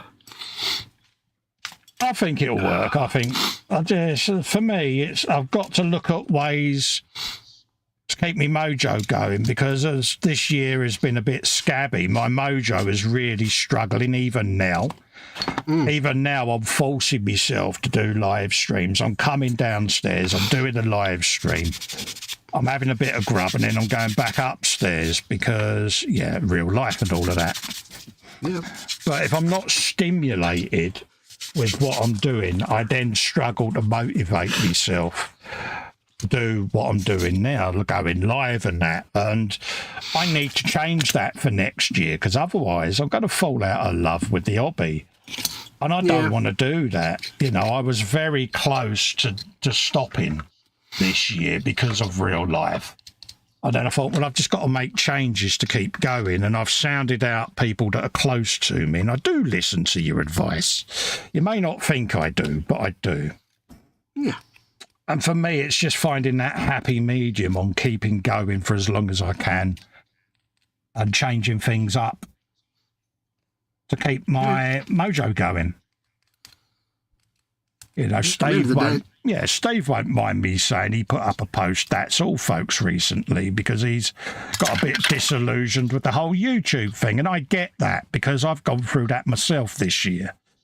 And I spoke to Fox quite openly about it, haven't I, over the last few months, as to, where I think I am, why I'm not getting what I feel I should be getting out of the hobby anymore, and obviously with real life, that becomes quite controlling of what you do, and your spirit drops. And that's when you sound your mates out, you know. And Fox was like, "You're thinking of pulling the plug." And I said, "Yeah, I am, if I'm honest, because I'm mentally drained of it. There are times there's too much drama in it, and I just don't need that in my life." And no, it does affect me. It shouldn't, but it does. And doing what I'm doing now, the builds, trying to keep myself, I don't know what that is, but trying to keep myself stimulated. And I do thrive. I do thrive on you, the audience, because you're my mates. That's how I see it. At the moment, I'm not on live stream. I'm at the pub with me mates, chilling out for the night. And that's what I want to try and carry on feeling. So, yep. I know I'm rambling, but it's just, yeah. That's all right. So, yeah, I do go off the radar. Thanks for all the feedback I have had when I've been off the radar, but I'm trying to adapt to very, very dramatic changes in things and juggle everything around to fit. So hopefully I'll get it right a bit better next year. So that's what I'm hoping. Yeah. I mean, at the end of the day, you know, doing a YouTube channel and stuff, you know, is one thing, but you've got to enjoy doing it at the same time. If there's something about the hobby you're not enjoying, you just have to change it or consider it or you know. And there's no point sticking with something if you're not fully committed to it. No. Because you can fully commit yourself to something else in that case. Exactly, you know, but this hobby is my therapy at the end of the day. But if your therapy isn't working, you've got to change things about it. And I've been searching for that all this year to try to juggle my new self around doing this and scheduling live streams and things. And I haven't always got it right this year, but I'm getting there. Well, I mean, think about it. This year, you've achievement unlocked. You've been able to start doing solo live streams, so you've made some progress. You can't deny that. But you didn't have that a year ago. I haven't done bad, really. You've done excellent. I've had heart attack. I've had stents. I've been in and out of hospital. I blurted that one out. I shouldn't have done that. Sorry, but yeah. But at the same time, you've conquered a fear and you've opened up a new avenue of stuff you can do. Well, it's funny. I conquered that after now people know, after the art event. Blurted that out when I shouldn't have. But that gave me almost a little sense of bucket list type mentality where let's just get all the elephants out that are in the room out there and dealt with, and that was one of them. So little bit of a push, wasn't it? It was a little bit of a push. So, but yeah. But I mean that feat, and knowing you how I do, you know, knowing you for having known you for having known you for at least 78 years, through thick and thin and 2 world wars, you know, as I have. Don't know where I'm going with that. No, the fact that you have, in very short order, been able to go from I couldn't do a solo live stream, no, I couldn't do it, to like, screw it, there you go, solo live stream, bam, done. What's the problem? Just done it. What? Yeah, but this is all to do with my own. Awesome. All to do with my own self-confidence, isn't it? Because it's strange, and PJ knows this as well as Fox, but when I go live, 20 minutes or so before I go live, I'm backwards and forwards being sick because I get myself so worked up with no one's going to turn up and no one, you know, and there's going to be an impending disaster or whatever. I do get probably stage fright is the best way of describing it. It's stage fright, yeah. And I am still physically ill before every single live stream. To be actually more accurate, it's not stage fright because you do go on. It's actually performance anxiety. And that's all it is. And you've Fox will message me, how you doing today, Spud? I'll be down in a minute. I'm upstairs. He knows exactly what I'm doing while I'm up there. And it's weird. But the impressive thing is you didn't. I was going to say you didn't fart around the skirt around it, but we have kind of skirted around it for a good few years. But you didn't kind of go, but you just went.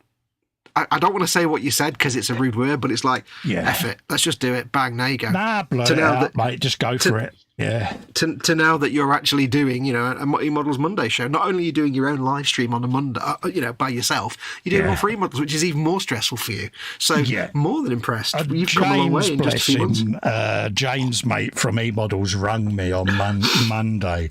And it was a really lovely phone call because he said, I know what you're like, he said, and I wasn't aware of your serious recent health problem, he said. So he said, and yet you still emailed me apologising for the fact that you hadn't done a goddamn video for a couple of weeks, but you had some issues going on. He said, and I find out through the grapevine what that issue was. He said, you are all right to be doing this, aren't you? And I'm like, it's my focus. It keeps me going. You're perfectly fine. But you know what James is like. He worries, doesn't he? Bless him. Yeah, James is a good lad. But, and he was proper. As long as I know you're all right, he said, your missus is all right with you doing it. I said, yes. All right. Oh, she's more than grateful that I'm in my man cave now. Out of the way, trust me. I said, you're not about to get a visit off of H. He's like, yeah. But no, I mean, the fact that, you just I can't think of the phrase now. Like pulled your skirts up and just drove straight in. I know it's not really. I put the big girl knickers on, didn't I? I just went for it. Yeah, you put the big girl knickers, pulled your skirts up, did that kind of bit where you step back and then step forward and do a comedy run towards it. And you just thought, screw it, I'm doing it. There you go. I was just like, well, stop being a girl, get on with it. Yeah, don't be such a big girly. Yeah. And then, but like I say, to then also do E-Model streams, which is very important to you and you take very seriously, that's even more impressive. So I'm more than proud of you because you've done a lot in the last year, given everything that's happened. I mean, the E-Models, a lot of people would I still wear that as a badge of honour. And the rest of the E-Models team do giggle at me for this, don't you? Because it's like, for me, it's a huge badge of pride because I went from being in an hospital bed watching Tony do a Rossi bike to suddenly, within 2 years, I'm filming for them and I'm on their show. And I'm like, I take that as a huge badge of honour and I treat it with the utmost respect, probably too much to the E-Models' annoyance because I am an immovable obstacle at times, you know. I mean, when that suddenly clicked in his brain, he realised that's where he was and that's what was happening. It's the first time I've ever heard anybody actually do that Three Stooges woo, woo, woo, woo, woo noise for real life. His brain made that noise. Yeah, but I mean, even after all these years, I still say to him, "Thank you." Yeah, but it's like the fact that you've done all that and given everything that's gone on in the last year is just like, I'm very proud of you. You've done a hell of a lot. Oh, yeah. I mean, James was mortified. He's like, I didn't know, dude. And I went, yeah, it's one of them. Yeah. He said, but why did you then email me and Pete going, really sorry, I haven't done them videos yet? But I said, because that's how I am, mate. Yeah. But yeah. He probably had a very similar conversation with Ted as well, actually, thinking of what Ted's been through this year. Yeah, because Ted, he sent me a lovely message. He went, mate, I didn't realise. I said, it's all right, mate. Likewise, I won't discuss Ted's health because it's personal, it's private. But we've both had a bit of an up and down year, haven't we? Yeah. You've had a tough year this year, you too. Me, I've just had a cold. Doesn't really but honestly, the whinging he's had about having this cold. I have not whinged about this cold at all. You've behaved like a 6-year-old girl. I'm quite pleased, actually, to be perfectly honest, that I've hardly whinged and Mama Wolf's been doing all the scraking and whinging. You've been worse than a majorette who's 8 years old and has got a bent baton, mate. I'm telling you. Nonsense. Oh God, don't you give me flashbacks to my ex's nieces there, and they're not pleasant, not fond memories. Ugh. Yeah. Yeah, was that because they wouldn't teach you baton twirling, love? No, it's because my ex's niece did that kind of majorette stuff, and I had to sit and suffer that. Yeah, like they'd take her to go and do her shows, and I'd be like, I don't want to be here. This is what? Yeah. Oh, what am I doing this? Plus the fact that my ex at the time was, completely evil. Oh right, yeah, one of those bunny boiler jobs. You know the old joke where you say, somebody says, that woman's a harpy, and that's no harpy, that's my wife. I'd be like, no, she is a harpy. Absolutely, you're not wrong on that one. Yeah. I must admit, I've been pretty lucky like that, because I met H at a very young age, and she's never been like that. So I consider myself very, very lucky. And he was 58 and she was 25. I've spent 40 years being in her bad books. And probably most women would have left me for that, but she's put up with that. Yeah, no, I've not had the best, let's just say the best record when it comes to relationships. Yeah, but also saying that, I can imagine you are a total nightmare to put up with. Let's just say there's some things in life you're good at, and there's some things in life you just have to admit, I'm not very good at that, and you just move on from it. So all I'll say about you, in the nicest possible way, you can be challenging. Yeah. But then again, I can't really say too much, because I have got a white appliance ban, so... Yeah, you're banned from your own kitchen, so... So, yeah. Yeah. He's got challenges I've just heard next door. What about you? You're my cooker.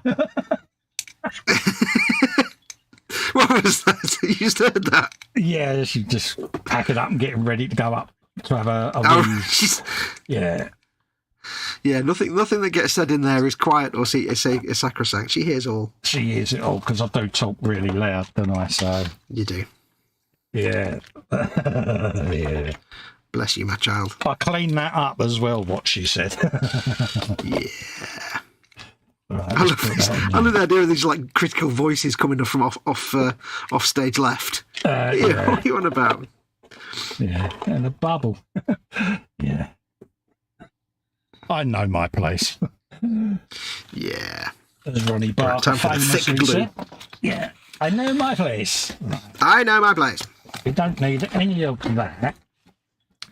So let's fold. You don't need any of that. Let's fold that box down at the end of the show. Fold your box down. Because that's Rogel Dawn built now. We can let that all go. Might do a bit of the old... Shuffleboard? No. Spoons? What's it called? Goliath. I might do a bit of that, yes. Ooh. I'm now having to glue in this gentleman's intimate feminine area. It's quite disturbing. We was talking about resin filling the other day, because on Monday I went through how I resculpted Turk, the figure, in my 1/16 tank, and I was showing people how to fill gaps using resin from your 3D printer. And Fox sent me a message and said, "You're not going to cover up your squigwidge doing that, though." He said, "You've still got to paint it." There's me thinking I could have put a pouch on it so I didn't have to paint it. Nah. No. He sussed out exactly where I was going with it. Yeah. You know what really amuses me though? I've got the gargantuan squigoth and the regular squigoth. Yeah. And the little babe that I call the baby squigoth, that also has a wedge with detail on it. Oh no, it's not on, is it? It's not fair. No. The Cromlech one just has a lump.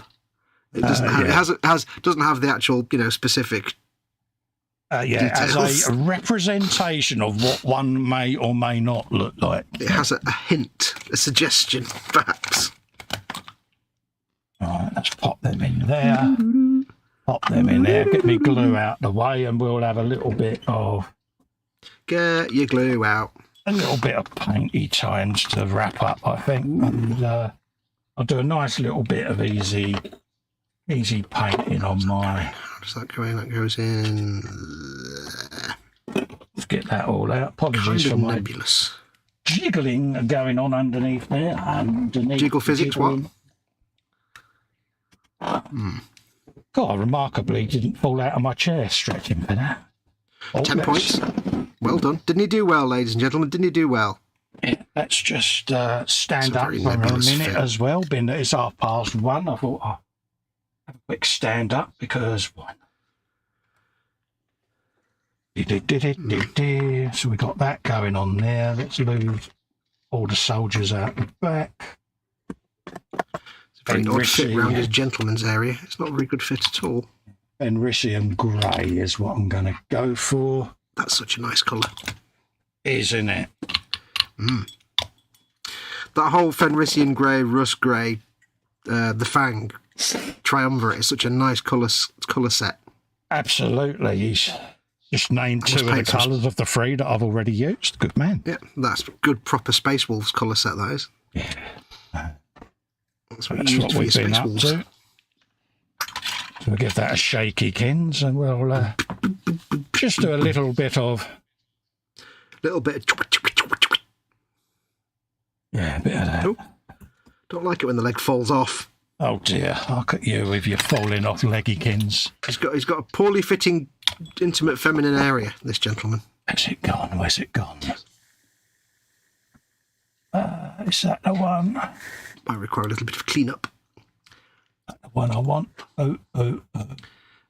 Space Rangers Recording Studio is in. Says, hi, Colin Fox. Hi, PJ.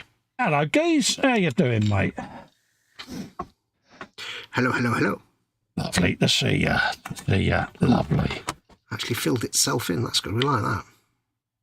Let's have a bit of that round there. Get rid of that. Not me to clamp that now. They can all wait because they're getting painted later. And we've got a little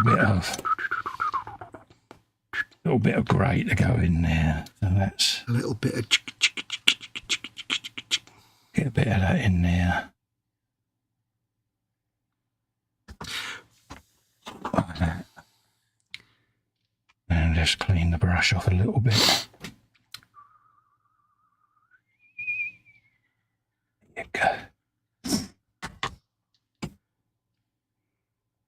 Must have been, it's very convenient having that in the top of there now, that little bit of these texture. Two bits together. And I would read chat while I'm here, but unfortunately I've got my lenses down, so I can't focus. Hold up a minute then, I'll stop what I'm doing and I'll read No, chat. you carry on. I'll have a look in a minute. I was just saying. Space Ranger says, hi, Colin and Fox. He waits until I put paint on my damn paintbrush. Yeah, let's clean that off. No, I can do it. I just need to wait till I fit my lenses up. You made a thing of it. Let's go back and read the chat. That was Jeff doing his icons and all of that lot. Space Rangers saying, hi, Colin Fox, PJ. He's laughing at you. Jeff says, I know it's not your fault, but the ads are about every 10 minutes at the moment. Are they? That's news to me, mate. Shouldn't be, because they're not set that way. So, yeah, it's a bit odd. It's very odd, actually. Yeah, I'll look at that at the end of the show, but they're set as normal every half hour, so I don't know why that's happening. Unless your browser's refreshing itself and it, it's triggering it or something.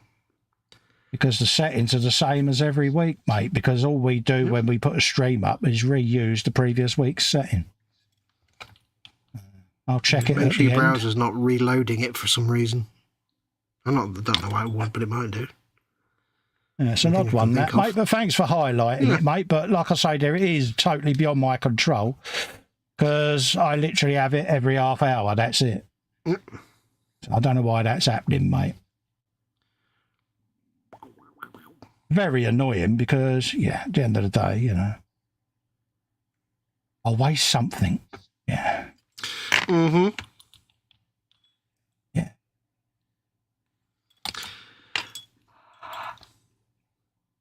Yeah, bloody YouTube. But they are hosting all our content for free, so... Oh, yeah. Absolutely. There you go. I'm just dry brushing. A little bit of Fenrisian grey over the rust grey. They are such nice colours, those three greys. They are so good. Just to try to bring in a little bit of tonal changes. And then I've glued a load of old greebles in the top of my wet palette there to make a texture palette. Just to make it a little bit easier for me. It's all into one place then, isn't it? Mm-hmm.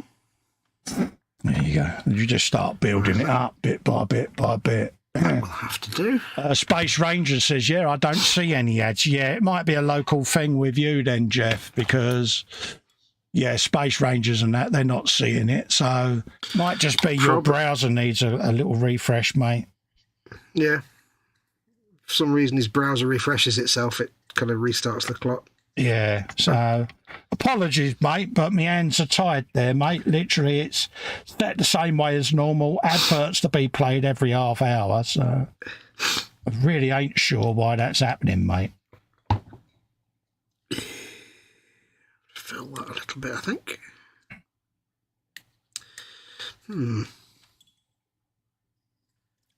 Unfortunately, though, when this is your job, we do end up having to be a little bit beholden to YouTube, don't we, Fox? We was having this conversation earlier. If we won the lottery, the first thing we would do is demonetize the channels. Yep. But unfortunately, when it's one of the only ways we can pay our bills, yeah, we can't not do it. I do have the option of letting YouTube control how often the ads get played. Oh God, no.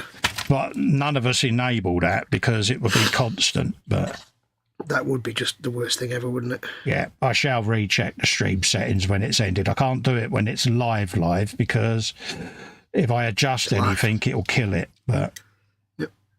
Anyone else having ads every 10 minutes in there? Jeff says normally they're every 30 minutes. Yeah, that's why I'm not understanding why you're having that, because all I do when I set a stream up is I reload the settings from last week. So yeah, if it's only Jeff getting the problem, then it's something at Jeff's end, isn't it? Yeah. Being weird, browser-wise or something. Yeah. Right, that's going to need some clean-up later, but it'll do for now. Bless. A little bit messy, but I can live with it. 18, 16, 17, 18 and 14. Okay. Look at you with your counting of things. 14, so 16, impressed. 17, 18. Burping. But yeah, this little Goliath was shipped down on my birthday by young Cy Reynolds sent me this. Oh, yeah? And well, I've just remembered, talking to Cy Reynolds, I bought his kill rig. I've got that to build. I forgot about that. Yeah. Yeah, the big kill rig thing. I bought it off him. I forgot about that. Yeah. Anyway, yeah, he got me this for my birthday. So big thank you for that. And as I was about to say, he's also a dad this year. So congratulations again to Cy and Mrs. Cy. And, yeah, a lovely little baby daughter. Yeah, on the cutometer. Oh, mate. She's an 11, bless her. Lovely she is. Definitely got her looks off her mother. Go. 16, 17, 18. Little bit of light shading on there. Space Ranger says, yeah, he's just literally just seen his first ad, 1 or 2. Yeah, all right, mate. Yeah. I'll say I'll have a look at Kins again at the end, but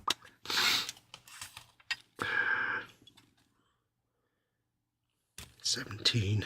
Counting's hard.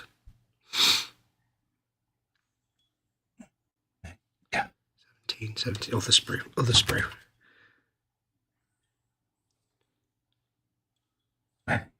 So that's the first layer of that going on. There's going to be shades to go on, but ooh. I can just start seeing a slight lightening on the gun area now. So I'll do the rest of the truck and start bringing that into line with it. And, yeah. There you go. That's what I'm up to. What are you up to, dear? I am sprue hunting. Oh, dear. As is always the case with Games Workshop kits. Trying to find your bits. Yeah. There we go. There it is. I do like the heads on this guy. He's got these he's got 2 bird heads and they're all kind of shouty, so they've got these big wide beaks. Yeah. Dead nice. You're a big wide beak. And I love the fact he's just this bright blue plumage. Yeah, he said at least the second ad lets you skip. Yeah, it's... Oops. Like I say, it is a thing. Yeah. Oh, knocking the camera. Right, you need to go there for a moment.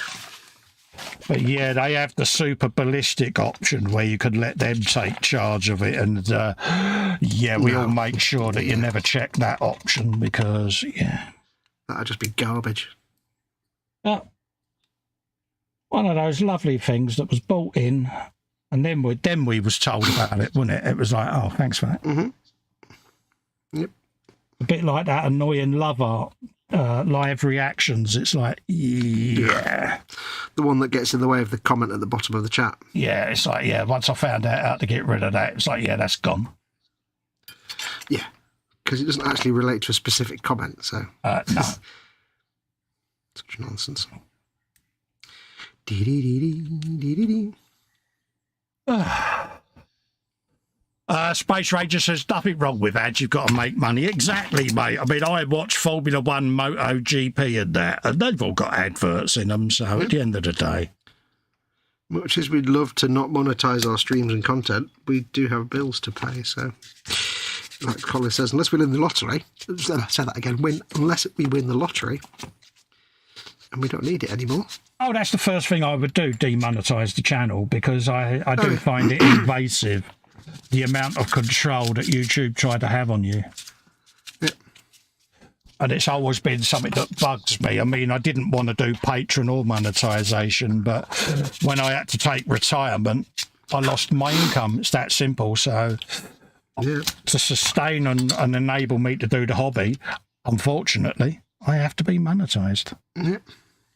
It's just how it is. Yep.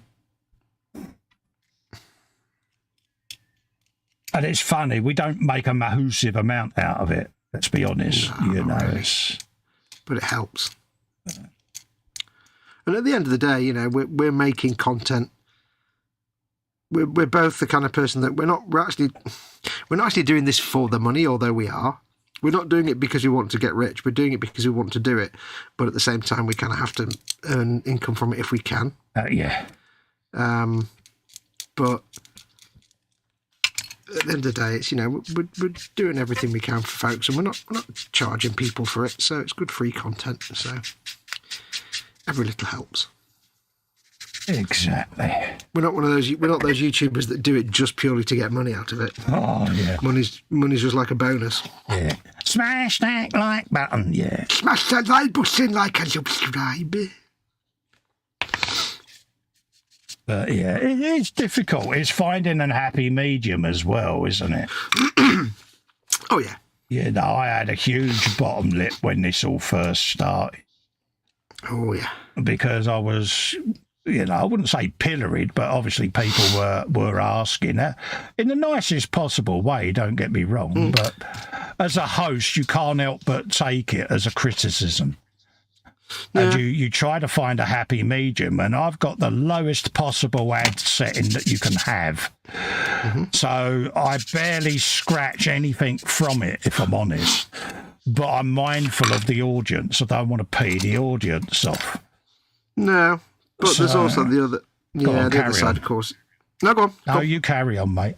No, it's all right, go on. I've lost my train of thought. You stopped me dead in my tracks, so you carry on, geez. I was going to say, it's just, I forgot what I was going to say now. Exactly. It's like frustrating, isn't it? Yeah. Yeah. But, yeah. I think he gets what we mean. Yeah.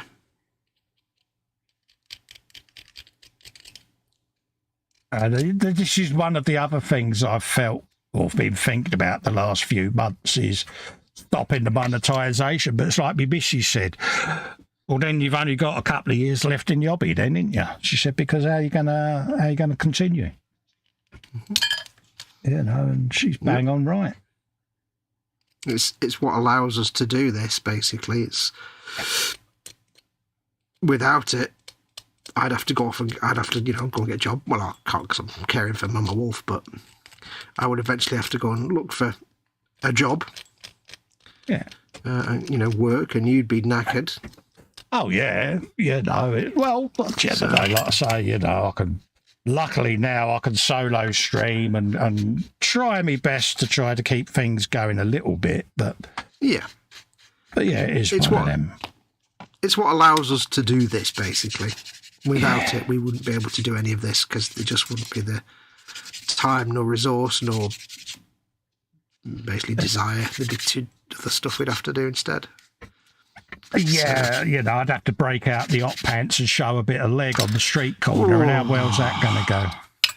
I don't actually. Your local authority might be what you need to do to get your local authority just to give you a load of money every month just to get you to not do that. That's a good idea. Yeah, they actually. could pay me to stay off the street, couldn't they? Yeah, that's a good idea. You need to maybe put that to your local councillor and say, listen, I'm going to give you a choice, and it's one of those mafia choices, you know, where you can't quite refuse. Yeah. You can either not give me money, and here's the consequence of that, or Exactly. I think I know which way they go. Rather quickly. Mind you saying that, I do have the nuclear option available to me, which is the super chat per minute that keeps Fox quiet button. So That's true, I do have that option. So yeah. all joking aside, but yeah. 1 minute for what is it? A minute for a pound? Pound a minute. Pound a minute, innit? Yeah, bless you. Yeah. That was funny, though, wasn't it? It was like Marcy was straight in there. There you go, she says. Spamming the button. But no, it's all joking aside. We are looking at other ways that can fund what we do, but for the moment, it's just is. Yep. Could be worse. You could have a minute of me singing to you instead. So, you know, I'd rather watch the advert myself. But yeah, you don't want that.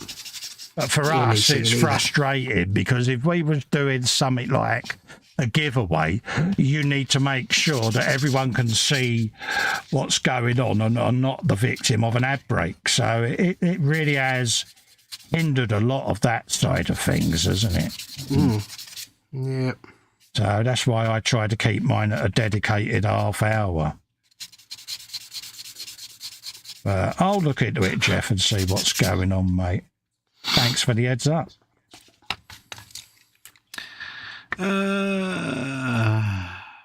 Right up to a chat. Jeff says to you, was this an out-of-the-bottle blue paint colour on your model? It looks fantastic on screen.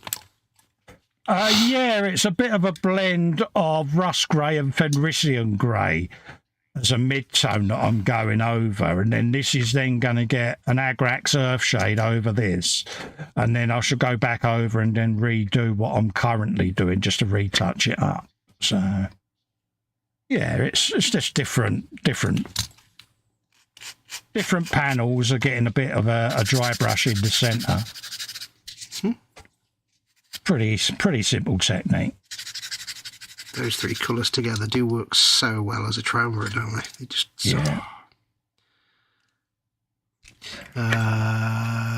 Space Ranger says, my music gets ads, it helps. I understand that. Absolutely. Every little bit helps. I lost my job, so I tried to make a little bit of money from my music. Tim Moore, Topic Dreamscapes Time Live. Oh, nice one, mate. Good shout. PJ says... Oh, go on. Oh, go on. I was going to say, PJ says, I could always work as Jeff Lynne's stunt double. I don't have the perm, though. Roy Orbison, because he really likes it when you call him Roy Orbison. Not that at all. It's just they're not even that kind of glasses. Yeah, You've got Ray-Bans type glasses, haven't they? Space Ranger says, I like to hear you two talking, Colin Fox. Oh, yeah. We do it all. We talk, we bicker, we mock, we do everything, mate. Yep. Basically as close as you get to two people being married without actually being married. Well, we have in the past finished each other's sentences, and we both found that a little bit freakish, didn't we? Yeah. But yeah, it's gradually getting there. It's just beginning to fade it in a bit. So look a lot better once it's had a shade on it. I like to fade it. Right, how does this go together? I've got to cover up this gentleman's area now. But I need to clean it up because it doesn't fit together very well. I have to say that. It's not a very good fit. Is it a gentleman's sausage? Well, it's like the two halves of the under area don't quite fit together, so they'll need cleaning up. But also, you end up with a big crack in his butt, if you pardon the expression.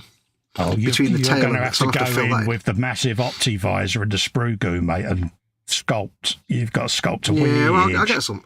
I'll get some green stuff on and just I'll fill in his butt crack, if you pardon it. There's no way to get around that one. It is never mind. Yeah. The crotch, I just need to sand that down a bit. So you're playing with his butt. Butt play. Yes. Let's glue the arms and other stuff on first. Let's glue him on his base. How low can you go? Actually, no, because I need to... I think a little bit of green stuff on his intimate feminine area and around his tail might be good. I do like a bit of green stuff, I must admit. I am a bit partial to a bit of green stuff. A little bit of stuff. Get your green stuff here. Oh, that's vicious, man. Oh, they give you a loincloth to go over his gentleman's area, but they've also put a fur texture on the back of it. It's like, how are you going to get to that? Oh, man. Harsh paint job requirements. Are you wibbling? That's just intense. It's going to be... Oh, actually, no, you can get to it. Oh, it's harsh, that is. Yeah, but you're a guru. You should be able to do all of this. You know you should, because you love it when I point out you're a guru. No, I don't. Right, where's my green stuff? I got myself a giant worm. Yeah, I don't like having a big pot of green stuff. Oh, I've actually got some liquid now. I've actually got some liquid green stuff. Yeah, I got a bottle of that. Don't know where it is. Mine's in my paint rack behind me because everything lives in that paint rack now. Mine could be in one of many different places. I don't know which of those many places it would be in. I also can't remember what the top looks like. It's a Citadel pot, mate. Oh, there we go. I found it. It was exactly where I thought it would be. Yeah. I've never actually used liquid green stuff. Yeah. I don't know why I'm shaking it. It doesn't need shaking. Use sparingly, dear. Yes. Multiple thin coats. See what I did? Not 3 and not 1. Yeah, there you go. Beginning to... That's good. I like when the lid comes off completely. Is it supposed to be sort of... Oh, you're supposed to be a bit gloopy, mate. Is it? Yeah.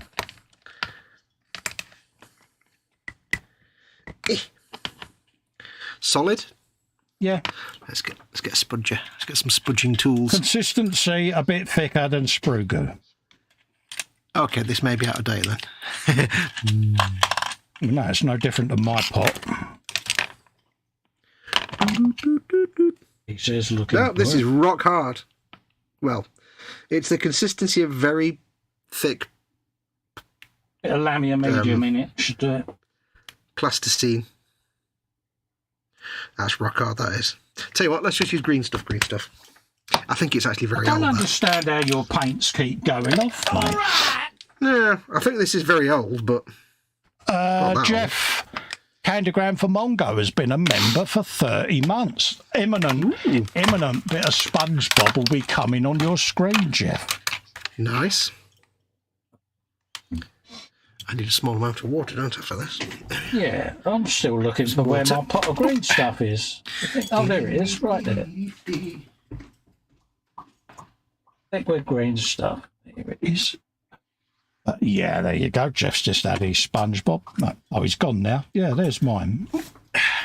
Looking rather gloopy, but it's happy.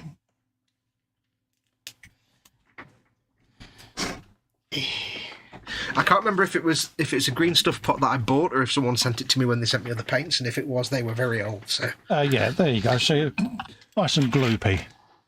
Yeah, no, this is like a candle. It's like solid candle wax. That. Yeah. No worries. Let's get the old stuff out. Yeah. No, I would certainly look at your environment there, because you seem to recently have had a lot of paints going a bit funny. Well, the ones that are gone dry and crusty from paints, that's because the lids weren't shut properly and they're old, I think. But yeah, user error then. Could be. It's entirely possible. Yeah. This is me we're talking about, don't forget. Right. Temptation to sculpt a wedge. None. Go for it. Maybe, you know you want to. Maybe a little bit of temptation to sculpt a wedge. But I won't. wouldn't even know where to begin. We've got a little logo that I'm going to paint on there. Not sure what yet. I need a little piece of glass or There's something. definitely something that's going to have to get painted on that door because it needs it. A little bit of something. Yeah, I haven't figured out what yet. A bit of faded lettering or something. But right, cut the middle bit out. If you're using green stuff, cut the middle bit out because it's already cured. Could always put a Friday Frolic sticker in there, but faded down. Oh, yeah. I think that's what gene stealers would watch of a Friday evening. Yeah, of course they would. Yeah, of course they would. Why wouldn't they? I mean, who Or as wouldn't? PJ says, Festa and Foxx on ice. Is that with or without hot pants, PJ? I'm not wearing the Mickey Mouse outfit. You can just GTFO on that one. Yeah. Colin and Fox the musical. Now that's a scary thought, says PJ.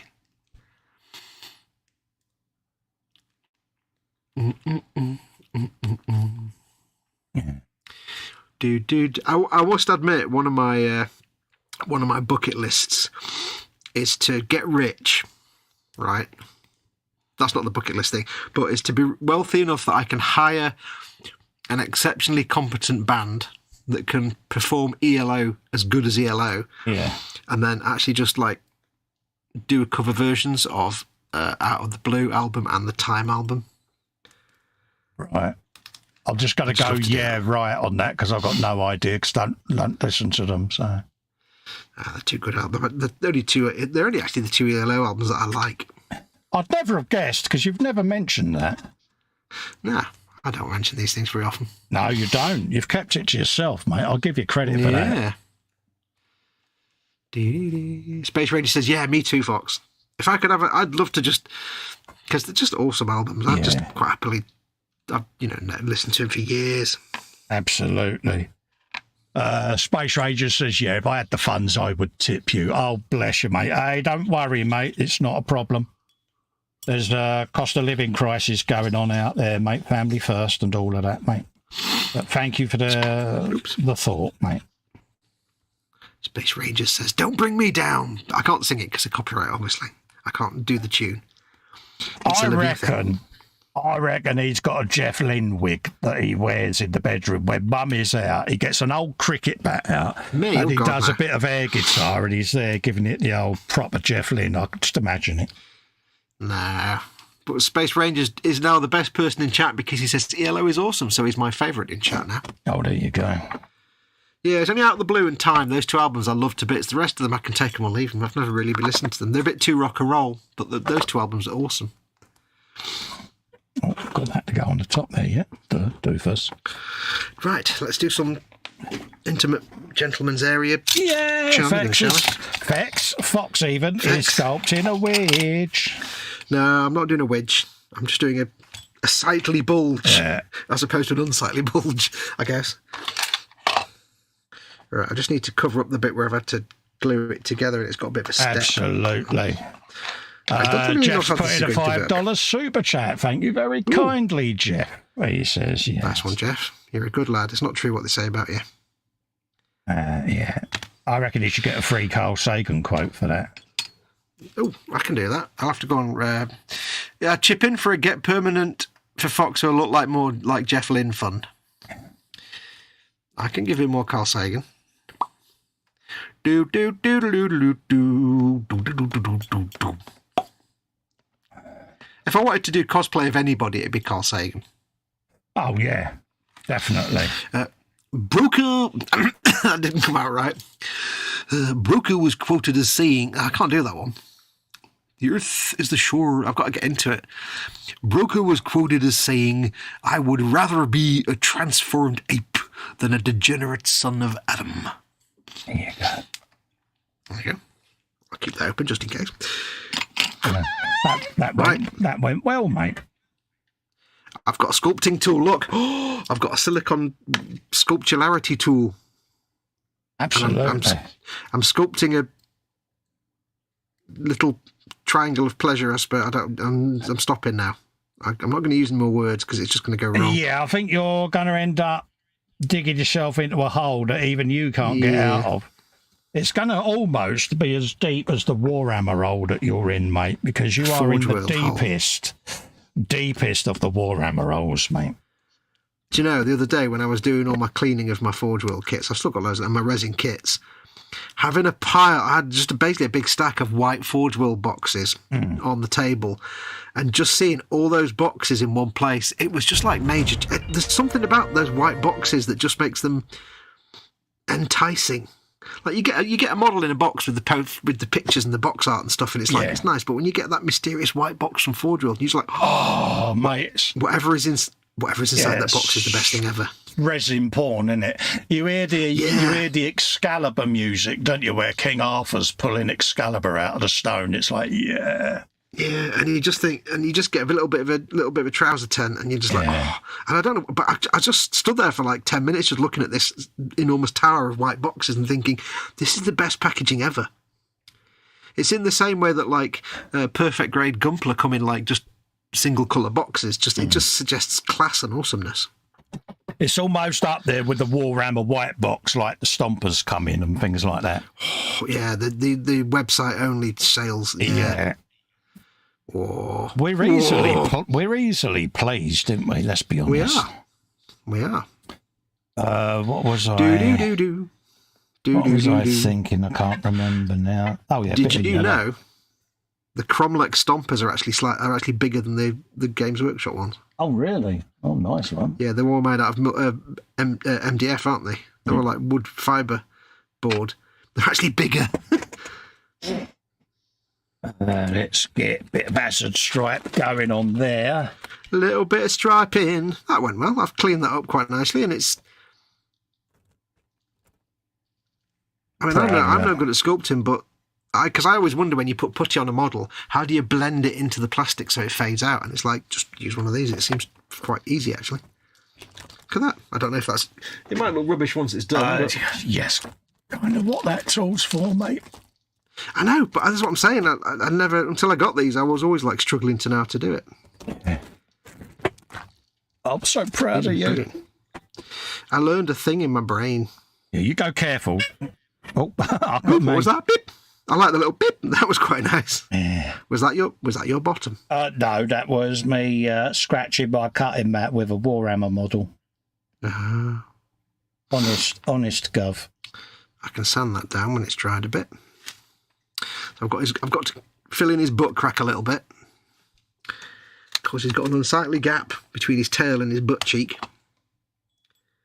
Most unsightly gap, you see. You've got an unsightly gap. I'd be wondering how you know I have an unsightly gap. Your mum told me. I'd be wondering how my mum... No. Just step away now. Is this your car, sir? Yeah. Show us on the dolly where the gap touched you. Dude, can I just point out, I'm actually doing like sculpty filly stuff. This is me we're talking about. So proud of you, mate.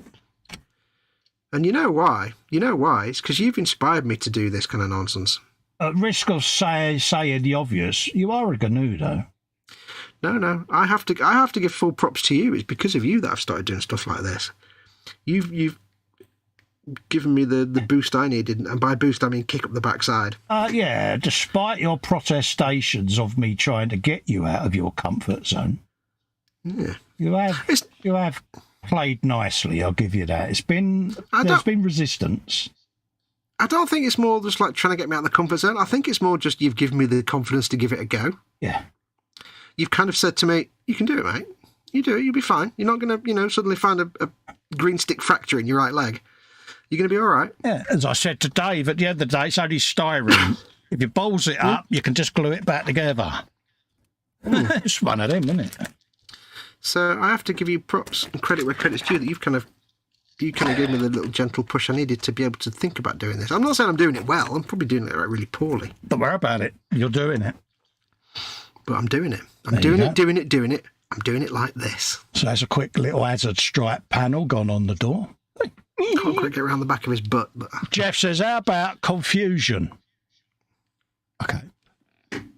Space Ranger says Mr. Blue Sky even is a good song too. There you go. It is the best song. They're all coming out the woodwork now, aren't they? Eh? Tell you what, if I just Concerto for a Rainy Day is just the best group of songs ever. But you have to start with Believe Me Now first, and then Concerto for a Rainy Day, and all that. Oh, it's just, Standing in the Rain. This is where I just sit there nodding now, like I know you nod what he's and go, on yes, about. dear. Yeah. You nod and go, yes, dear. I think you probably like Yellow a little bit. I remember them from when I was a kid, but I wouldn't say I'm a fan, no. No, maybe not all of them. I mean, like I say, I don't like their earlier stuff because it's all a bit rock and rolly to me, and I'm not interested in that. But like the Out of the Blue, which was like proper, it was a super group. You just type want me to agree with you, dear, don't you? No, not at all. Not at all. I remember them as a kid, but like I say, it's... But certainly because I grew up with them. Mum and Dad used to listen to them all the time, so... Like I say, I used to like a bit of Yes, because Rick Wakeman is married into Winnie's side of the family from her husband's side, or her late husband's side. So obviously, you liked a bit of prog rock. Yeah, I liked a bit of prog rock. Again, a very unassuming fella. Yeah. You might have liked Out of the Blue then. That was a little bit more prog rock than the normal stuff. He wants me to go and listen to this Out of the Blue, doesn't he? Just to shut him up. That's what he wants. No, I'm just saying. Yeah. It's like John Michael Jarre. He wants me to listen to that. I grew out of Jean-Michel Jarre. I wouldn't foist that on you. You know, it's like... You wouldn't be a Jarre fan. You wouldn't hate it. You just wouldn't. It wouldn't be in your wheelhouse. I don't think. No, my brother, he used to like a bit of that, but just didn't float me boat. Nope.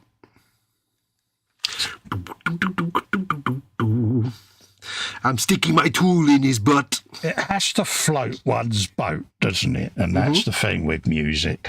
What is one man's gold is another man's... Yeah, I won't say the word, but... Or to quote Bellathor in Skyrim, some may call this junk. Me, I call them treasures. Yeah. You'll learn that when you get around to playing Skyrim. You'll come to love Bellathor. I will. You will come to love Bellathor. I was going to have an Xbox day during the week, but I just didn't get round to it. So it's on the radar. Don't worry yourself. There's plenty of time. I've got some time off over Crimbo because... Yeah. Because you've been a good boy. No, rather than fight for airspace over Christmas, I tend to take a week off and just do my New Year's show, New Year's Day, and let everyone else fight over airtime because, yeah. Did I hear say that you're doing a Christmas speech this year, or State of the Union speech? I've been asked whether I'm going to do an alternative one, but I did one last year, didn't I? And it's like, I haven't filmed anything as of yet, but again, you know, it's one of them. I just don't want it to become boring for people, so I haven't gone out of my way to do one this year. So it's like anything, you do it as a joke, don't you? Yeah. And it's like if it's every year, it becomes boring, doesn't it? So I did my State of the Onion speech one year, but I think that was last year. I had anything to report about the channel, and then it kind of never went anywhere after that. Yeah. So I haven't gone out of my way to film anything. I've got some footage that I can put in as a bit of a blooper reel type thing, you know, of, you know, different things where I've corpsed people. I have to be careful how I word it, but I haven't gone out of my way to do anything, because for me to go through all of the E-Models factoids is going to take me longer than a few days. So. Yeah, that's the thing about blooper reels is unless you actually sit and catalogue them at the time, actually going back through your history of videos, no. Yeah. That's a month I haven't got to spare. Because I was asked to do a best of the factoids, and it's like I need to go through and download and edit every single E-Models show for a 10-minute video. It's like, yeah. Plus, it's E-Models content anyway, so... Yeah, it's their content. It's their thing, so... So, yeah, I haven't gone out of my way to do one this year, so... No. Right, I've been very gentle around his bottom. I'm sure there's someone else out there that will go, oh, I'll nick that. I'll copy that idea. Yeah. Oh, yeah. So they're welcome to it. But you know what? They need the content to make the bloopers from. Yeah. But it's one of them. I haven't purposefully done it. I've been asked multiple times, but how could I sit and spend all that time cobbling that together when I haven't done a content video for a little while? So yeah. Right, I think I filled that in. Not badly. Let's see. Of course, it looks all right now, but when you get the primer on it, it might look like complete and absolute garbage. You never know. Yeah. I'll just get rid of all those fingerprints that I've just accidentally put into the green stuff, though. That's probably a good thing to get rid of those. Yeah, absolutely. Yeah, but I have to give you the props for, inspiring me to get this creative with my fiddling and fettling, because I never would have done things like this. Well, you got to do it, and it just gives you a little bit of confidence, but also you can sit there now, whereas before you'd be going, oh, it needs this, it needs that. Now you're like, yeah, I can do that. Got a dirty great big gap and stuff, and I wouldn't like to do like this kind of green stuff filling on vehicles and stuff where you've got firm, crisp edges, because that will be absolute balls. Oh, but on something organic like this. I've got to the point with it before where I've made backpacks, rucksacks, sandbags, stowage, all kinds of things out of it, because I've even made little figures using paper clips for one full aircraft, where you make a pilot to fit in it and just use a paper clip to do a little wireframe and then fill it up with your green stuff, or better still, a bit of super glue and talcum powder mixed together, and it all goes rock hard. Paint it, and you've got a little figure. I'll see if I can focus on it and show folks. Let me just focusing. So basically, all I've done is I've filled in. Go on the full screen, mate. No, it's all right. I'm going to give you a second. There's a big gap there. You can't really see because the colour doesn't come out, but that side of his tail there was a massive gap, and under there, you're a massive gap. There was a big step in the middle of the crotch area, so I filled that in. It looks terrible on camera in the wrong shadows, but hopefully once it's primed, it'll look nice. You'll know you're a good sculptor when you can put the creases in a squig of. Not Oh yeah, that's when you know you're the king of sculpting, mate. The thing is, it's an interesting journey, because the first thing I ever tried to sculpt was a poop bag. Oh right, yeah. Like you get when you walk your dogs, you get the poop bag. Oh. So I did it for. I've got a diorama where I've got a space wolf in. In a dreadnought, who's been told to go and walk the Fenrisian wolves. So he's got like 3 or 4 Fenrisian wolves on leads, and he's got a poop bag in his hand. He's like, oh, I got all the crap jobs. There we go. And I've tried to keep the crisp edge of his belt, so I'm quite pleased with that. I thank you for this abilities, Colin. Oh yeah. You have inspired me. I'm just looking at PJ and Jeff talking about MFH kits. That's another thing that is on my grail list of things to do. Is I will get round to doing an MFH kit. Don't know when, because obviously they're a big investment. But what does MFH stand for? Model Factory Hero. All right. They're the very expensive 24th scale cars and bikes, and serious modelling. Oh yeah, beautiful, those things. But they are an absolute thing of beauty. They really are. Trim that in a little bit.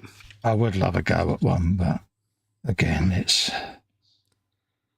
all about skills. It's something you can put money aside and. Oh yeah, that's what I'm doing. I have an MFH pot that I'm building up, and a little bit goes in it every quarter. I will get one, but it's not going to be instant, But...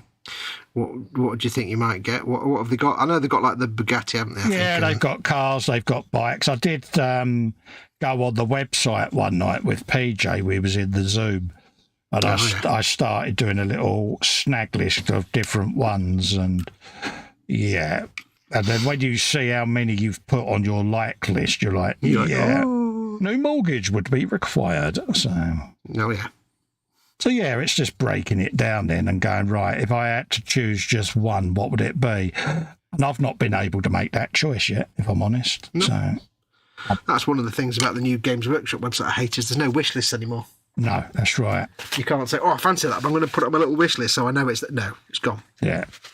Yeah, take away something from people that works. Yeah.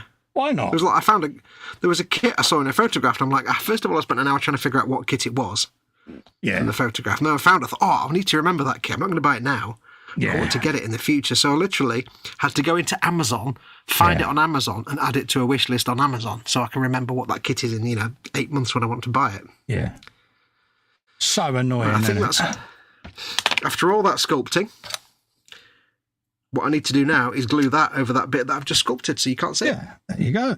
Proud of yourself. You can't see any of that stuff that I've just sculpted, but it hides the nasty gap, so... So proud of you, mate. It might be absolutely terrible, but it's better than having the big step where the 2 bits of plastic were. They grow up so quick. I'm learning me squishy sculpting, so it's not going to be perfect, but I'm happy with it. I got rid of his bottom hole. At the end of the day, that's the key. As long as you are happy with it. Yeah. That is half the battle, mate. You're not going to see under that loincloth. You can see his butt there. But you can, if you see underneath, you can see under there. So yeah. Quite pleased with that. Space Ranger says that GT looks awesome. He says, I've just watched your video. There you go. Oh, mine. Oh, yeah, the part work. It's being that you're doing the GT deal. Oh. Yeah, it's huge. It's not the most detailed model of it in the world.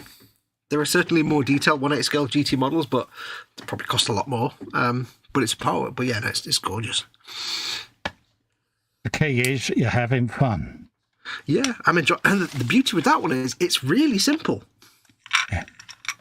Like, did the Dodge Charger? That was hard, man. There was some complicated, but the GT is it's like baby's first part work. I can remember some of your off-air compliments, should we say? Yeah.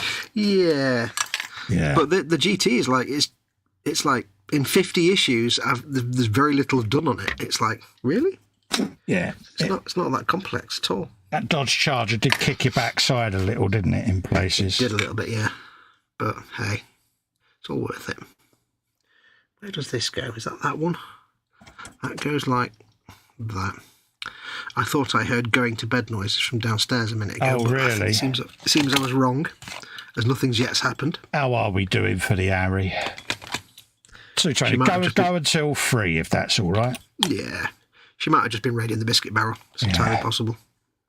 If that's all right, mate, because that will be 3 hours for me, and yeah. When you were a kid, did you call it the biscuit barrel? No. Like a box of biscuits. Was it ever called the biscuit barrel? We always call it the biscuit barrel, but we never had a barrel for biscuits.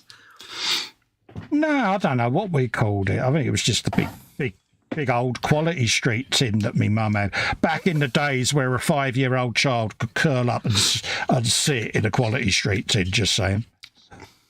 I knew we'd get on to shrinkflation. Yeah, at risk of me having a shrinkflation wibble, I'm going to change the subject now. At the risk of me doing what I'm already doing. Yeah, because, yeah. Too late, you're in. Yeah. Oh, that doesn't fit very well at all. What's that all about? Oh, there we go. That's better. Perfect. Fits perfectly, Fox. Shut up.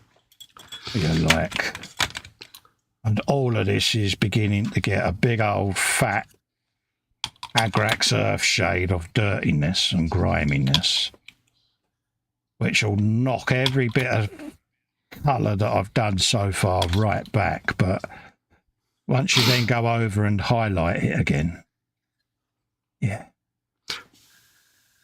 just gives you a nice little bit of contrast. Nice bit of contrast.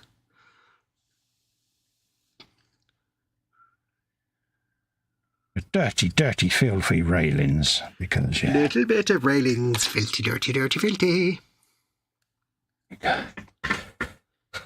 Just to start getting that a little bit oiked up, because why not? I've got the opening the opening stanzas from Standing in the Rain in my head now. Oh, have you? Yeah. We're up to... I'm starting my 5th MFH Cotillion next year, 1/12 Alfa Romeo 8C 2900 mile Miglia. Oh, nice one, mate. Says PJ. Space Ranger says it would be really cool if they had real motors in them. It'd be a lot more expensive if they had real motors as well. Yeah, he does like an MFH kit, does PJ, but... Jess says to PJ, I've just looked up the Mille Miglia. I don't know if it's Mille Miglia or Milia. Spectacularly, you're going to do it great justice, PJ. PJ says, I can only do my best, Jeff, but thanks for that. Scale Model Ninja says, that's me for the night. Have a great stream and good night all. Ta-ra, Ross. Bye, there you go, guys. Jabel. Happy days, mate. Happy days. I am sure it'll look lovely, PJ, because something about an MFH kit there really is, but they are seriously sexy. How does that go on? That goes on like that. It goes on very well, thank you. Ha ha. Wait, how does that go on? Like, oh, I see. What? Oh, like that. Oh, I see. Oh, I see. Right. Oh, I see, he says. I see. Oh, excellent. Yes, I understand now, you see.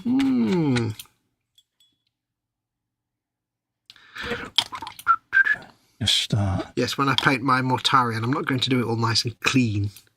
No, you've got to have it a bit scuzzy, haven't you? Yeah, well, the box art is green armour and brassy bronze trim on the armour, and it's like, why don't I just do really dirty, filthy green armour and rusted, corroded, horrible, nasty, horrible armour, big trim? Because I don't mind what you do, but it's got to have a bit of gold on it, mate. That's, otherwise I will not forgive you. He'll have a little bit of gold in there, don't worry. But he doesn't have gold trim, unfortunately, because he's not a good guy. Well, nobody's a good guy. Is that right? Yes, that's right. Where does his head go? His head goes there. That's right. Just start building that up on there. Because all of this will then get picked out later.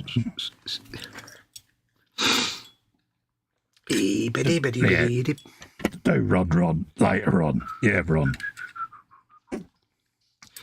Got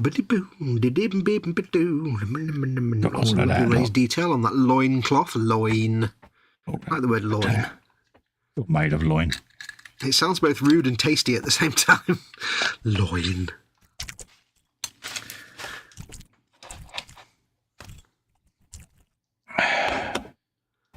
Everyone saying good night to Ross. Good night, Ross. I just found a nub and now I can't see it. What? You're a nub. You're made of nubs. Nubs! Get your nubs out. Nubs. Oh, hazel nubs. Hey! Cadbury's make it no. Yeah. We need to get out more, don't we, mate? No, because it's rubbish out there. Have you seen the graphics? They're terrible. Oh, the virtual reality isn't great, is it? I think the AI is off. I just want to... I've been playing Far Cry 5 again, and I've got to say, it's a gorgeous... Even though it's an old game now, 5, it's still a gorgeous game. Wandering through the woods, the Montana woods. I think it's Montana. Oh, right, yeah. Avoiding bears, obviously. It's just a nice-looking game. Bears. Say what you want about the Far Cry games, the gameplay-wise, they do always look great.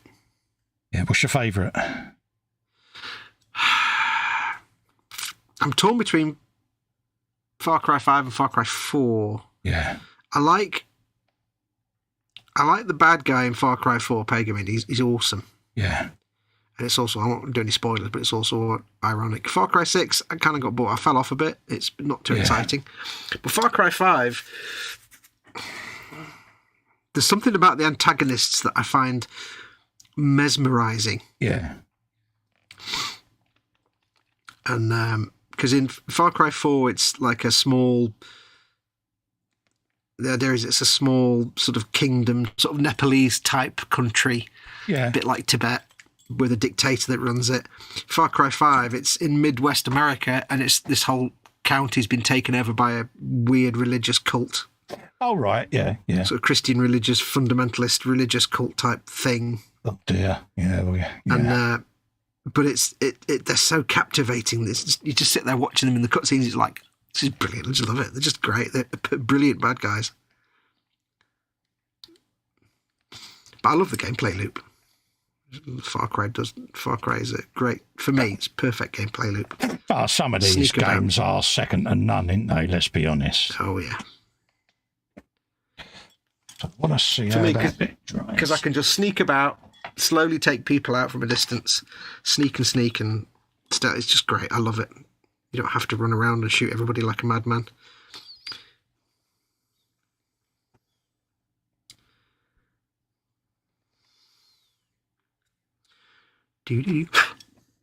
You'll find out one day. Ciao. It'll all come good. Mm-hmm.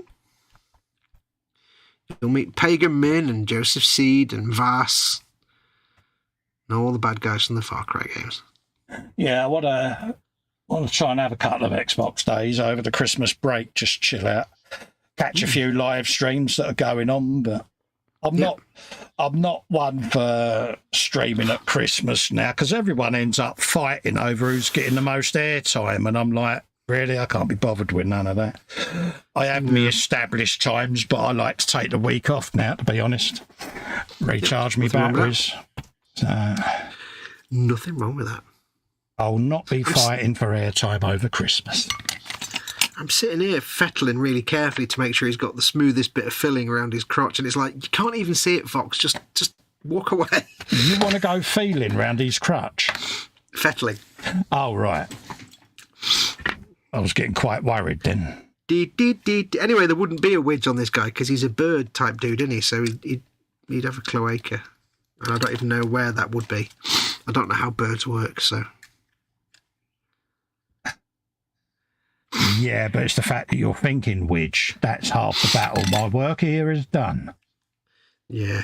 I think that's the first time I've ever been able to use the word cloaca in a conversation. Yeah, I'm proud of you. Yeah, I'm quite impressed with that. Yeah, you got to say that you know a thing now. Very proud of you. Do. There you go. Let's put a bit of known in there. Known. I think what I heard was the biscuit barrel. Oh, as I can dear. still hear like shouty American Karen videos coming from the iPad downstairs. So she's foraging, mate. That's what she's doing. Yeah, she dips in and grabs a. It's either she's got a choice at the minute in the biscuit barrel of whatever the dry biscuits that old people like are that nobody likes has got no flavour. Yeah. Rich tea. Yeah. Or she's got chocolate hobnobs or chocolate digestives in there. I can guarantee you, no matter where a biscuit gets hidden, Mama Fox will find them. Oh, yeah. It's actually the other way around. I go downstairs and find like half a biscuit on the floor in the most ridiculous place that's been there for 6 months. I'm like, really? Yeah. Because she'll drop it or knock it off and not realise, and I'll be like, I found a tomato the other day under the coffee table. I've no idea how long it's been down there. Probably months. And good luck if you give her a Subway sandwich, but where they've made it so that the two halves of the bread have actually come apart. Yeah. So it becomes basically, it's like, because all the stuff falls out and you just find it for weeks. Yeah. She seems to like all the messiest foods. It's not a good state of affairs, really. She does that to keep you on the toes. Yeah, it makes her happy, so.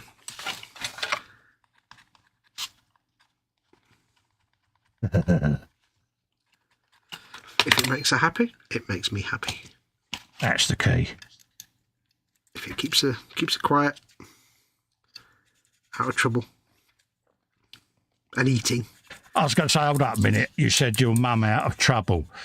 I mean, out of trouble with any third parties. Yeah, I was going to say, because, your mum staying out of trouble is... Yeah, that's just not going to happen, mate. That's like me staying in the good books for a whole year. It's like Winnie walking out of a shop and the stock being exactly the same as it was when she walked in. Yeah. Hello, Winnie, if you're watching. Yeah, the Winnie factor. I've heard the stories, love. Yeah. Oh, yeah. I'm sure I'll get a message saying, yeah, she's going to kill you. Yeah, I know. Yes, she loves me, really.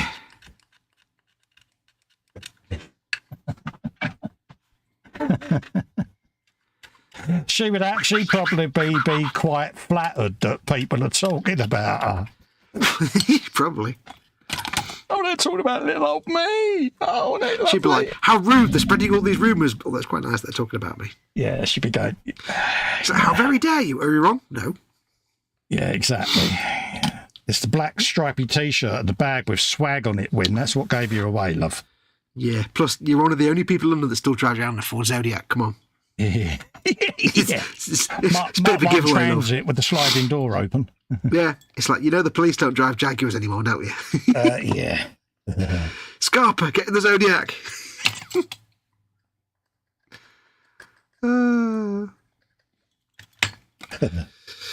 80-year-old crims. Oh, It's only yes. people of that era that could be classed as crims, so she'd be an 80-year-old crim. Oh, yeah. And it was quite funny because her late husband, David, was such a straight-laced fella. Yeah, though, there she This is. does not surprise me. Yeah, a proper gangster's mole, you know what I mean? And Dave, if I remember rightly, was in insurance. So he was very unassuming, very straight-laced, very clean-living fella.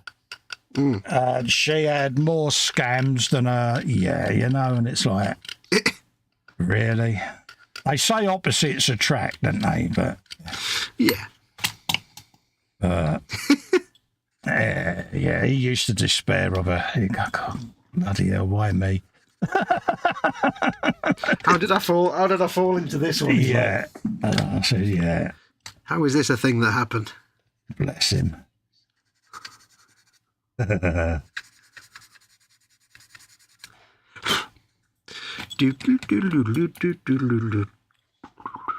course, obviously, he bless him, he died a very young man.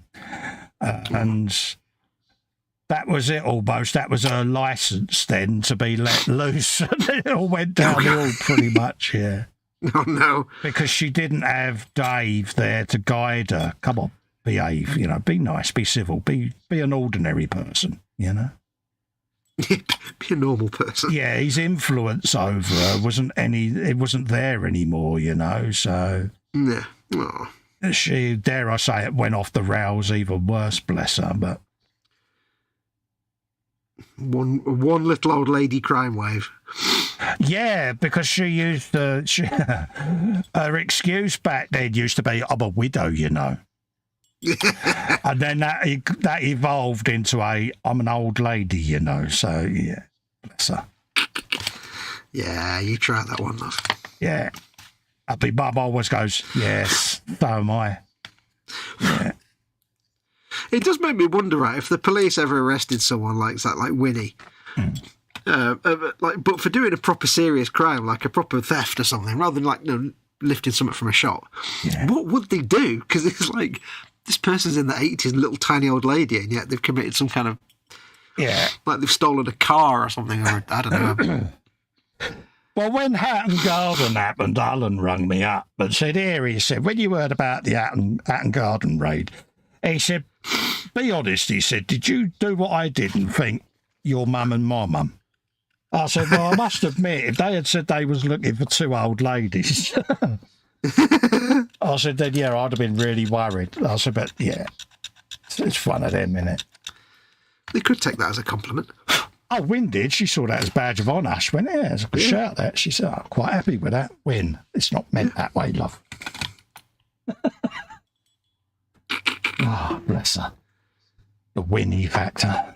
I think I need a picture of Winnie as well, when she's better and back up and about. Yes, I need to see this. She seems even more legend. She's like your mum, but with crime on top. She's my mum, but with a blackboard in front of her with a 7-digit number on it.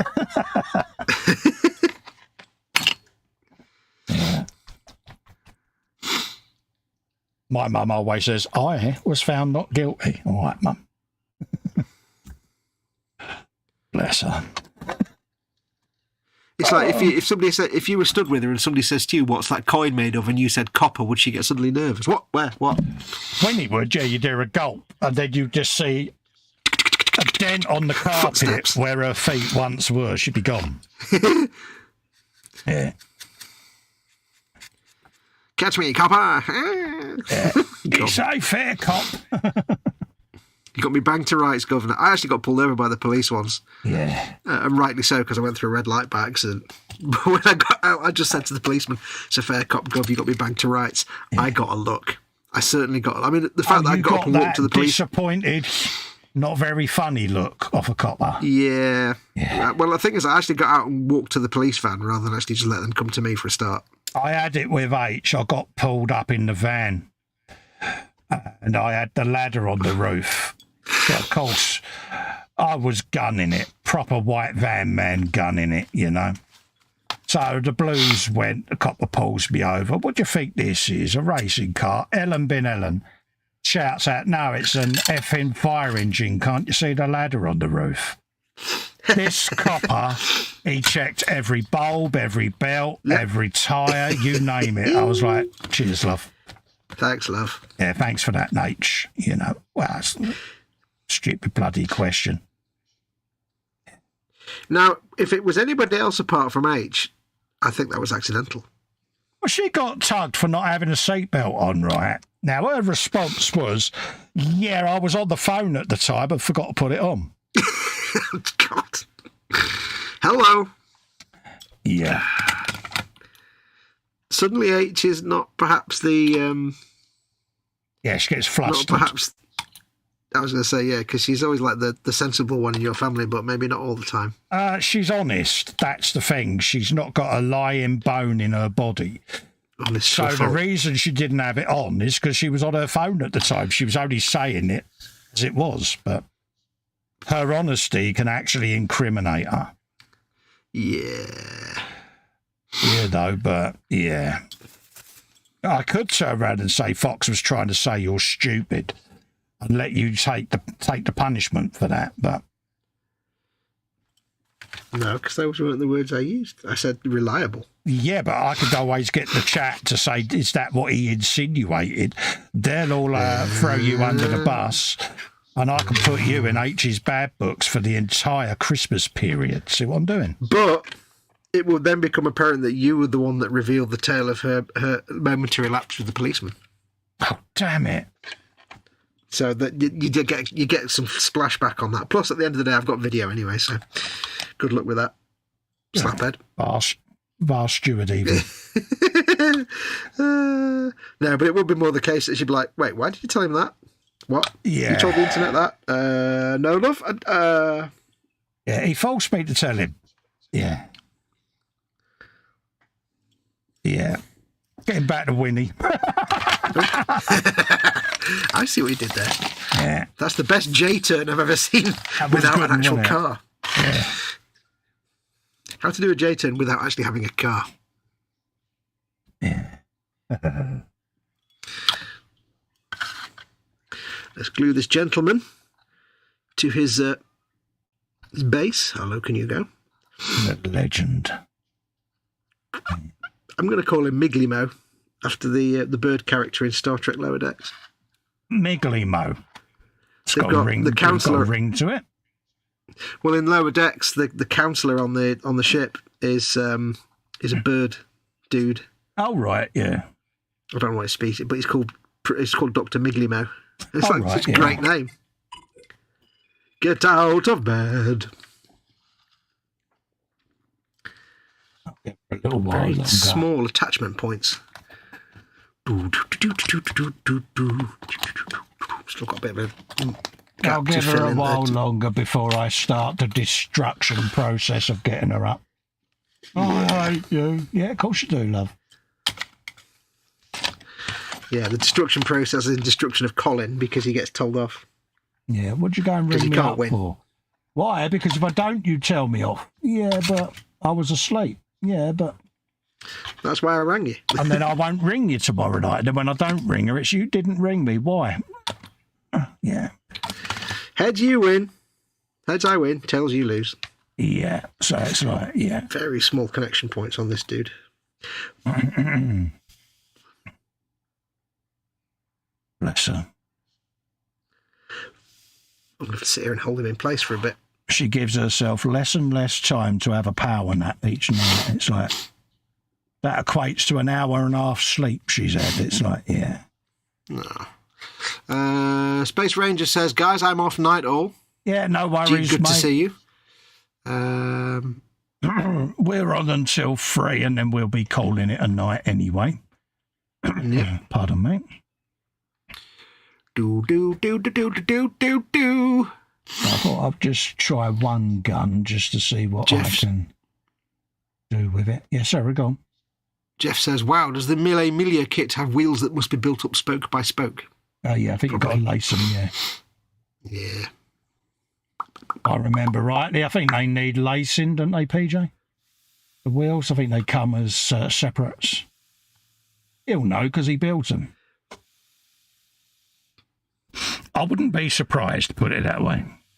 Yeah, that kind of money. Yeah, they're going to be laced. Yeah.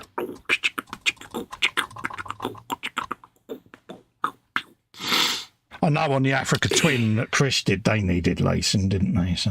Oh, I was so stressed out watching him bend the spokes into place. It's like, oh, I know. Because they were plastic, weren't they? Them, I think. I was sat there watching him do that, going, "Oh my god!" Because they were little plastic spokes. Like, don't break it! Don't break it! Don't break it! You have to bend them round.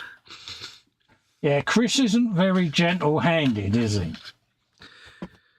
Considering he's a horologist, yeah, he's very good with tiny bits. But I think with those spokes, there you just have to do them like that.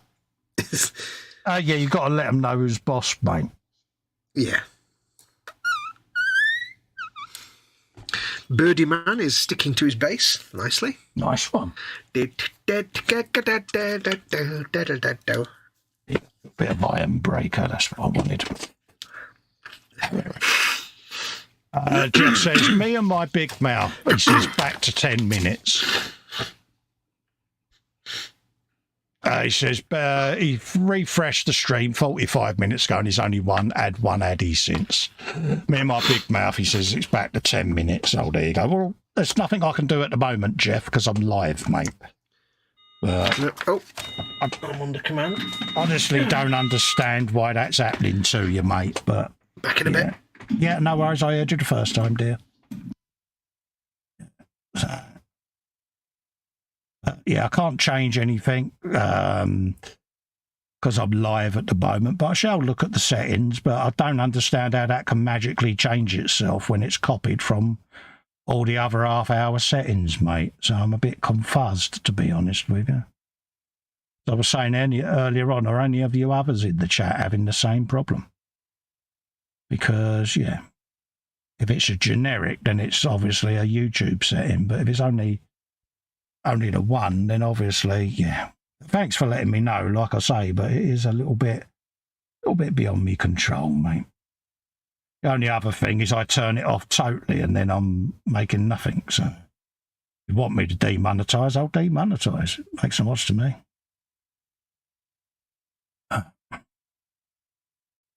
Good old YouTube. There you go, that's better. So it's just bringing them pipes back to how I want them now. I've got the gold fittings done. What else is going on? PJ says, yes, the wheels do need lacing. Happy days. I had a feeling they would, PJ. Let's try and see what's going on there. Yeah, like I say, Jeff, it's just frustrating for you, mate. Bless you. Like I say, I'll have a look when we come off here, but once you've hit the live button, you can't change anything, but I'd be amazed if that's mysteriously activated something else, because all the other streams are half hour like this one, so I'm confused myself, mate.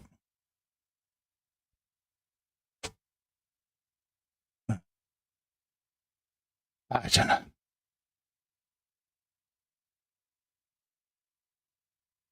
Go. Let's bring that back now. Do your hydraulic ram with a bit of iron breaker as well. Oh, basically trying to get a little chrome effect without actually using chrome. And this iron breaker, being that it's quite a light silver, it does give that effect. Do them as hydraulic pipes because they're flexy. But them as rubber pipes, that will be a bit of iron breaker in there just to silver that up a little bit. And it's just picking out little details then that we can add to it. A little bit on the gun. Oh no, they're going to have soot on the end of them, so don't want to do that, Cole. A little bit on these panels just to bring them back out. And again, this will all have light washes and shades put on it as the build takes progress.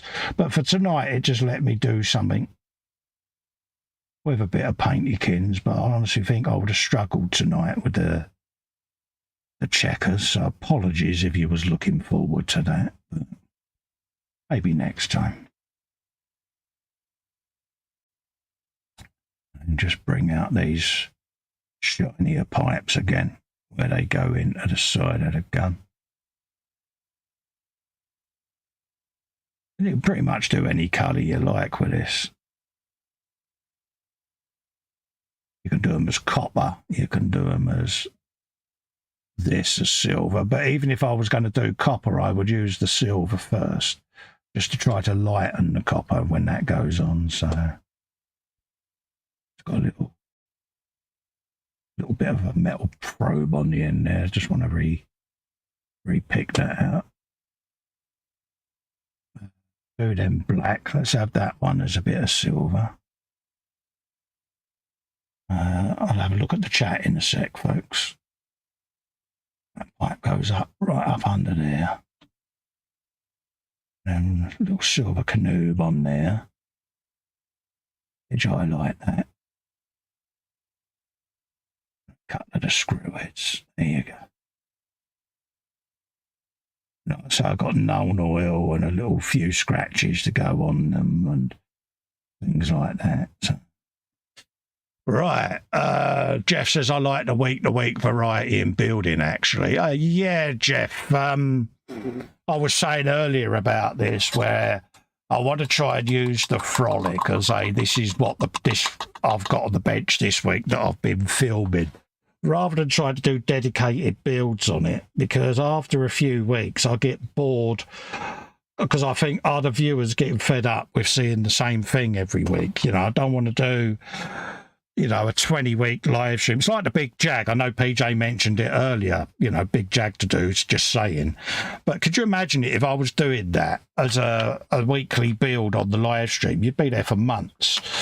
Now, you know, that's going to get boring after a few weeks, let's be honest. So,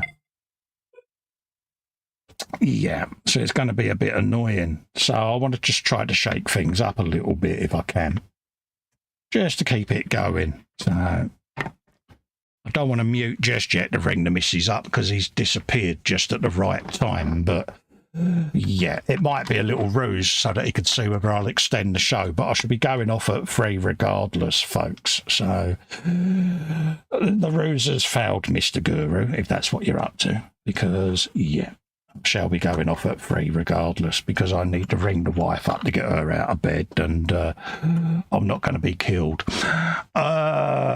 Jeff says it was about 22 degrees outside, which is all kinds of wrong. Jeff Light says, I know, it's only an heads up.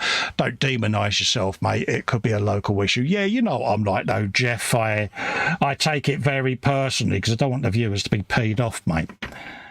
So, you know, if you're unhappy, you're unhappy, and that makes me unhappy, mate, because, you know, that's how I am, mate. It's your show at the end of the day, and if that's spoiling your entertainment, it's frustrating me as the host that you're not happy, mate, because I care. That's all, mate.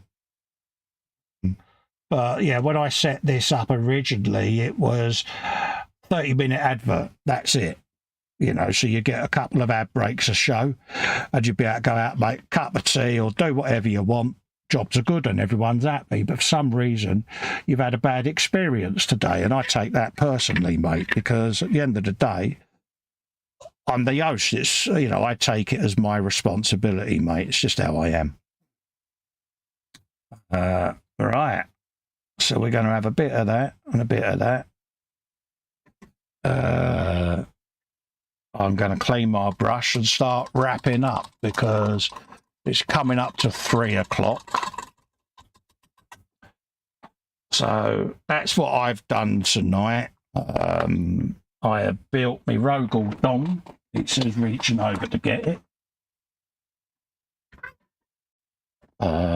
So we've had a bit of that built for you. I'll go a full screen. Like so. So we've had a bit of that built for you. Got all of that done. That'll now get primed, and then I shall film this as a video build, filming how I paint the Rogel Dawn. So that'll come on the channel now as a video in its own right, that one. But, you know, again, what I was saying earlier on about the buildy thing, you know, I'll happily do that because it's a lot easier for me and it gives you variety. And then obviously tonight I've gone over and just done some lighter colours on this bad boy. So there you go, folks. So I'm going to wrap up there. Sorry Fox is gone, but he knew I wanted to come off at 3. So, and I've got to ring Helen up to get her up. So my priority has got to be making sure the missus is up, folks. So I'm going to love and leave you there. And we'll see you on Sunday, myself and Dave, for a bit of the old Sunday brunch, folks. I'll message you after, Jeff, just once I've checked the settings, mate. But until the next one, folks, I'll catch you a bit later. So it's goodbye from me.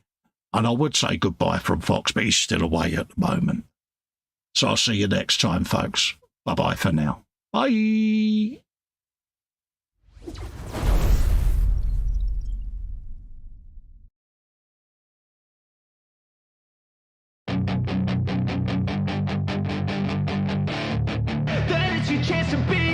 Hey kid, don't ever let them get inside your head. They'll tell you what to do in life instead of everything you know that you could get. Don't let them guide your life towards regret. I'll fight for what I love with every breath. My past is filled with things I won't forget. I use them all to push me to my best.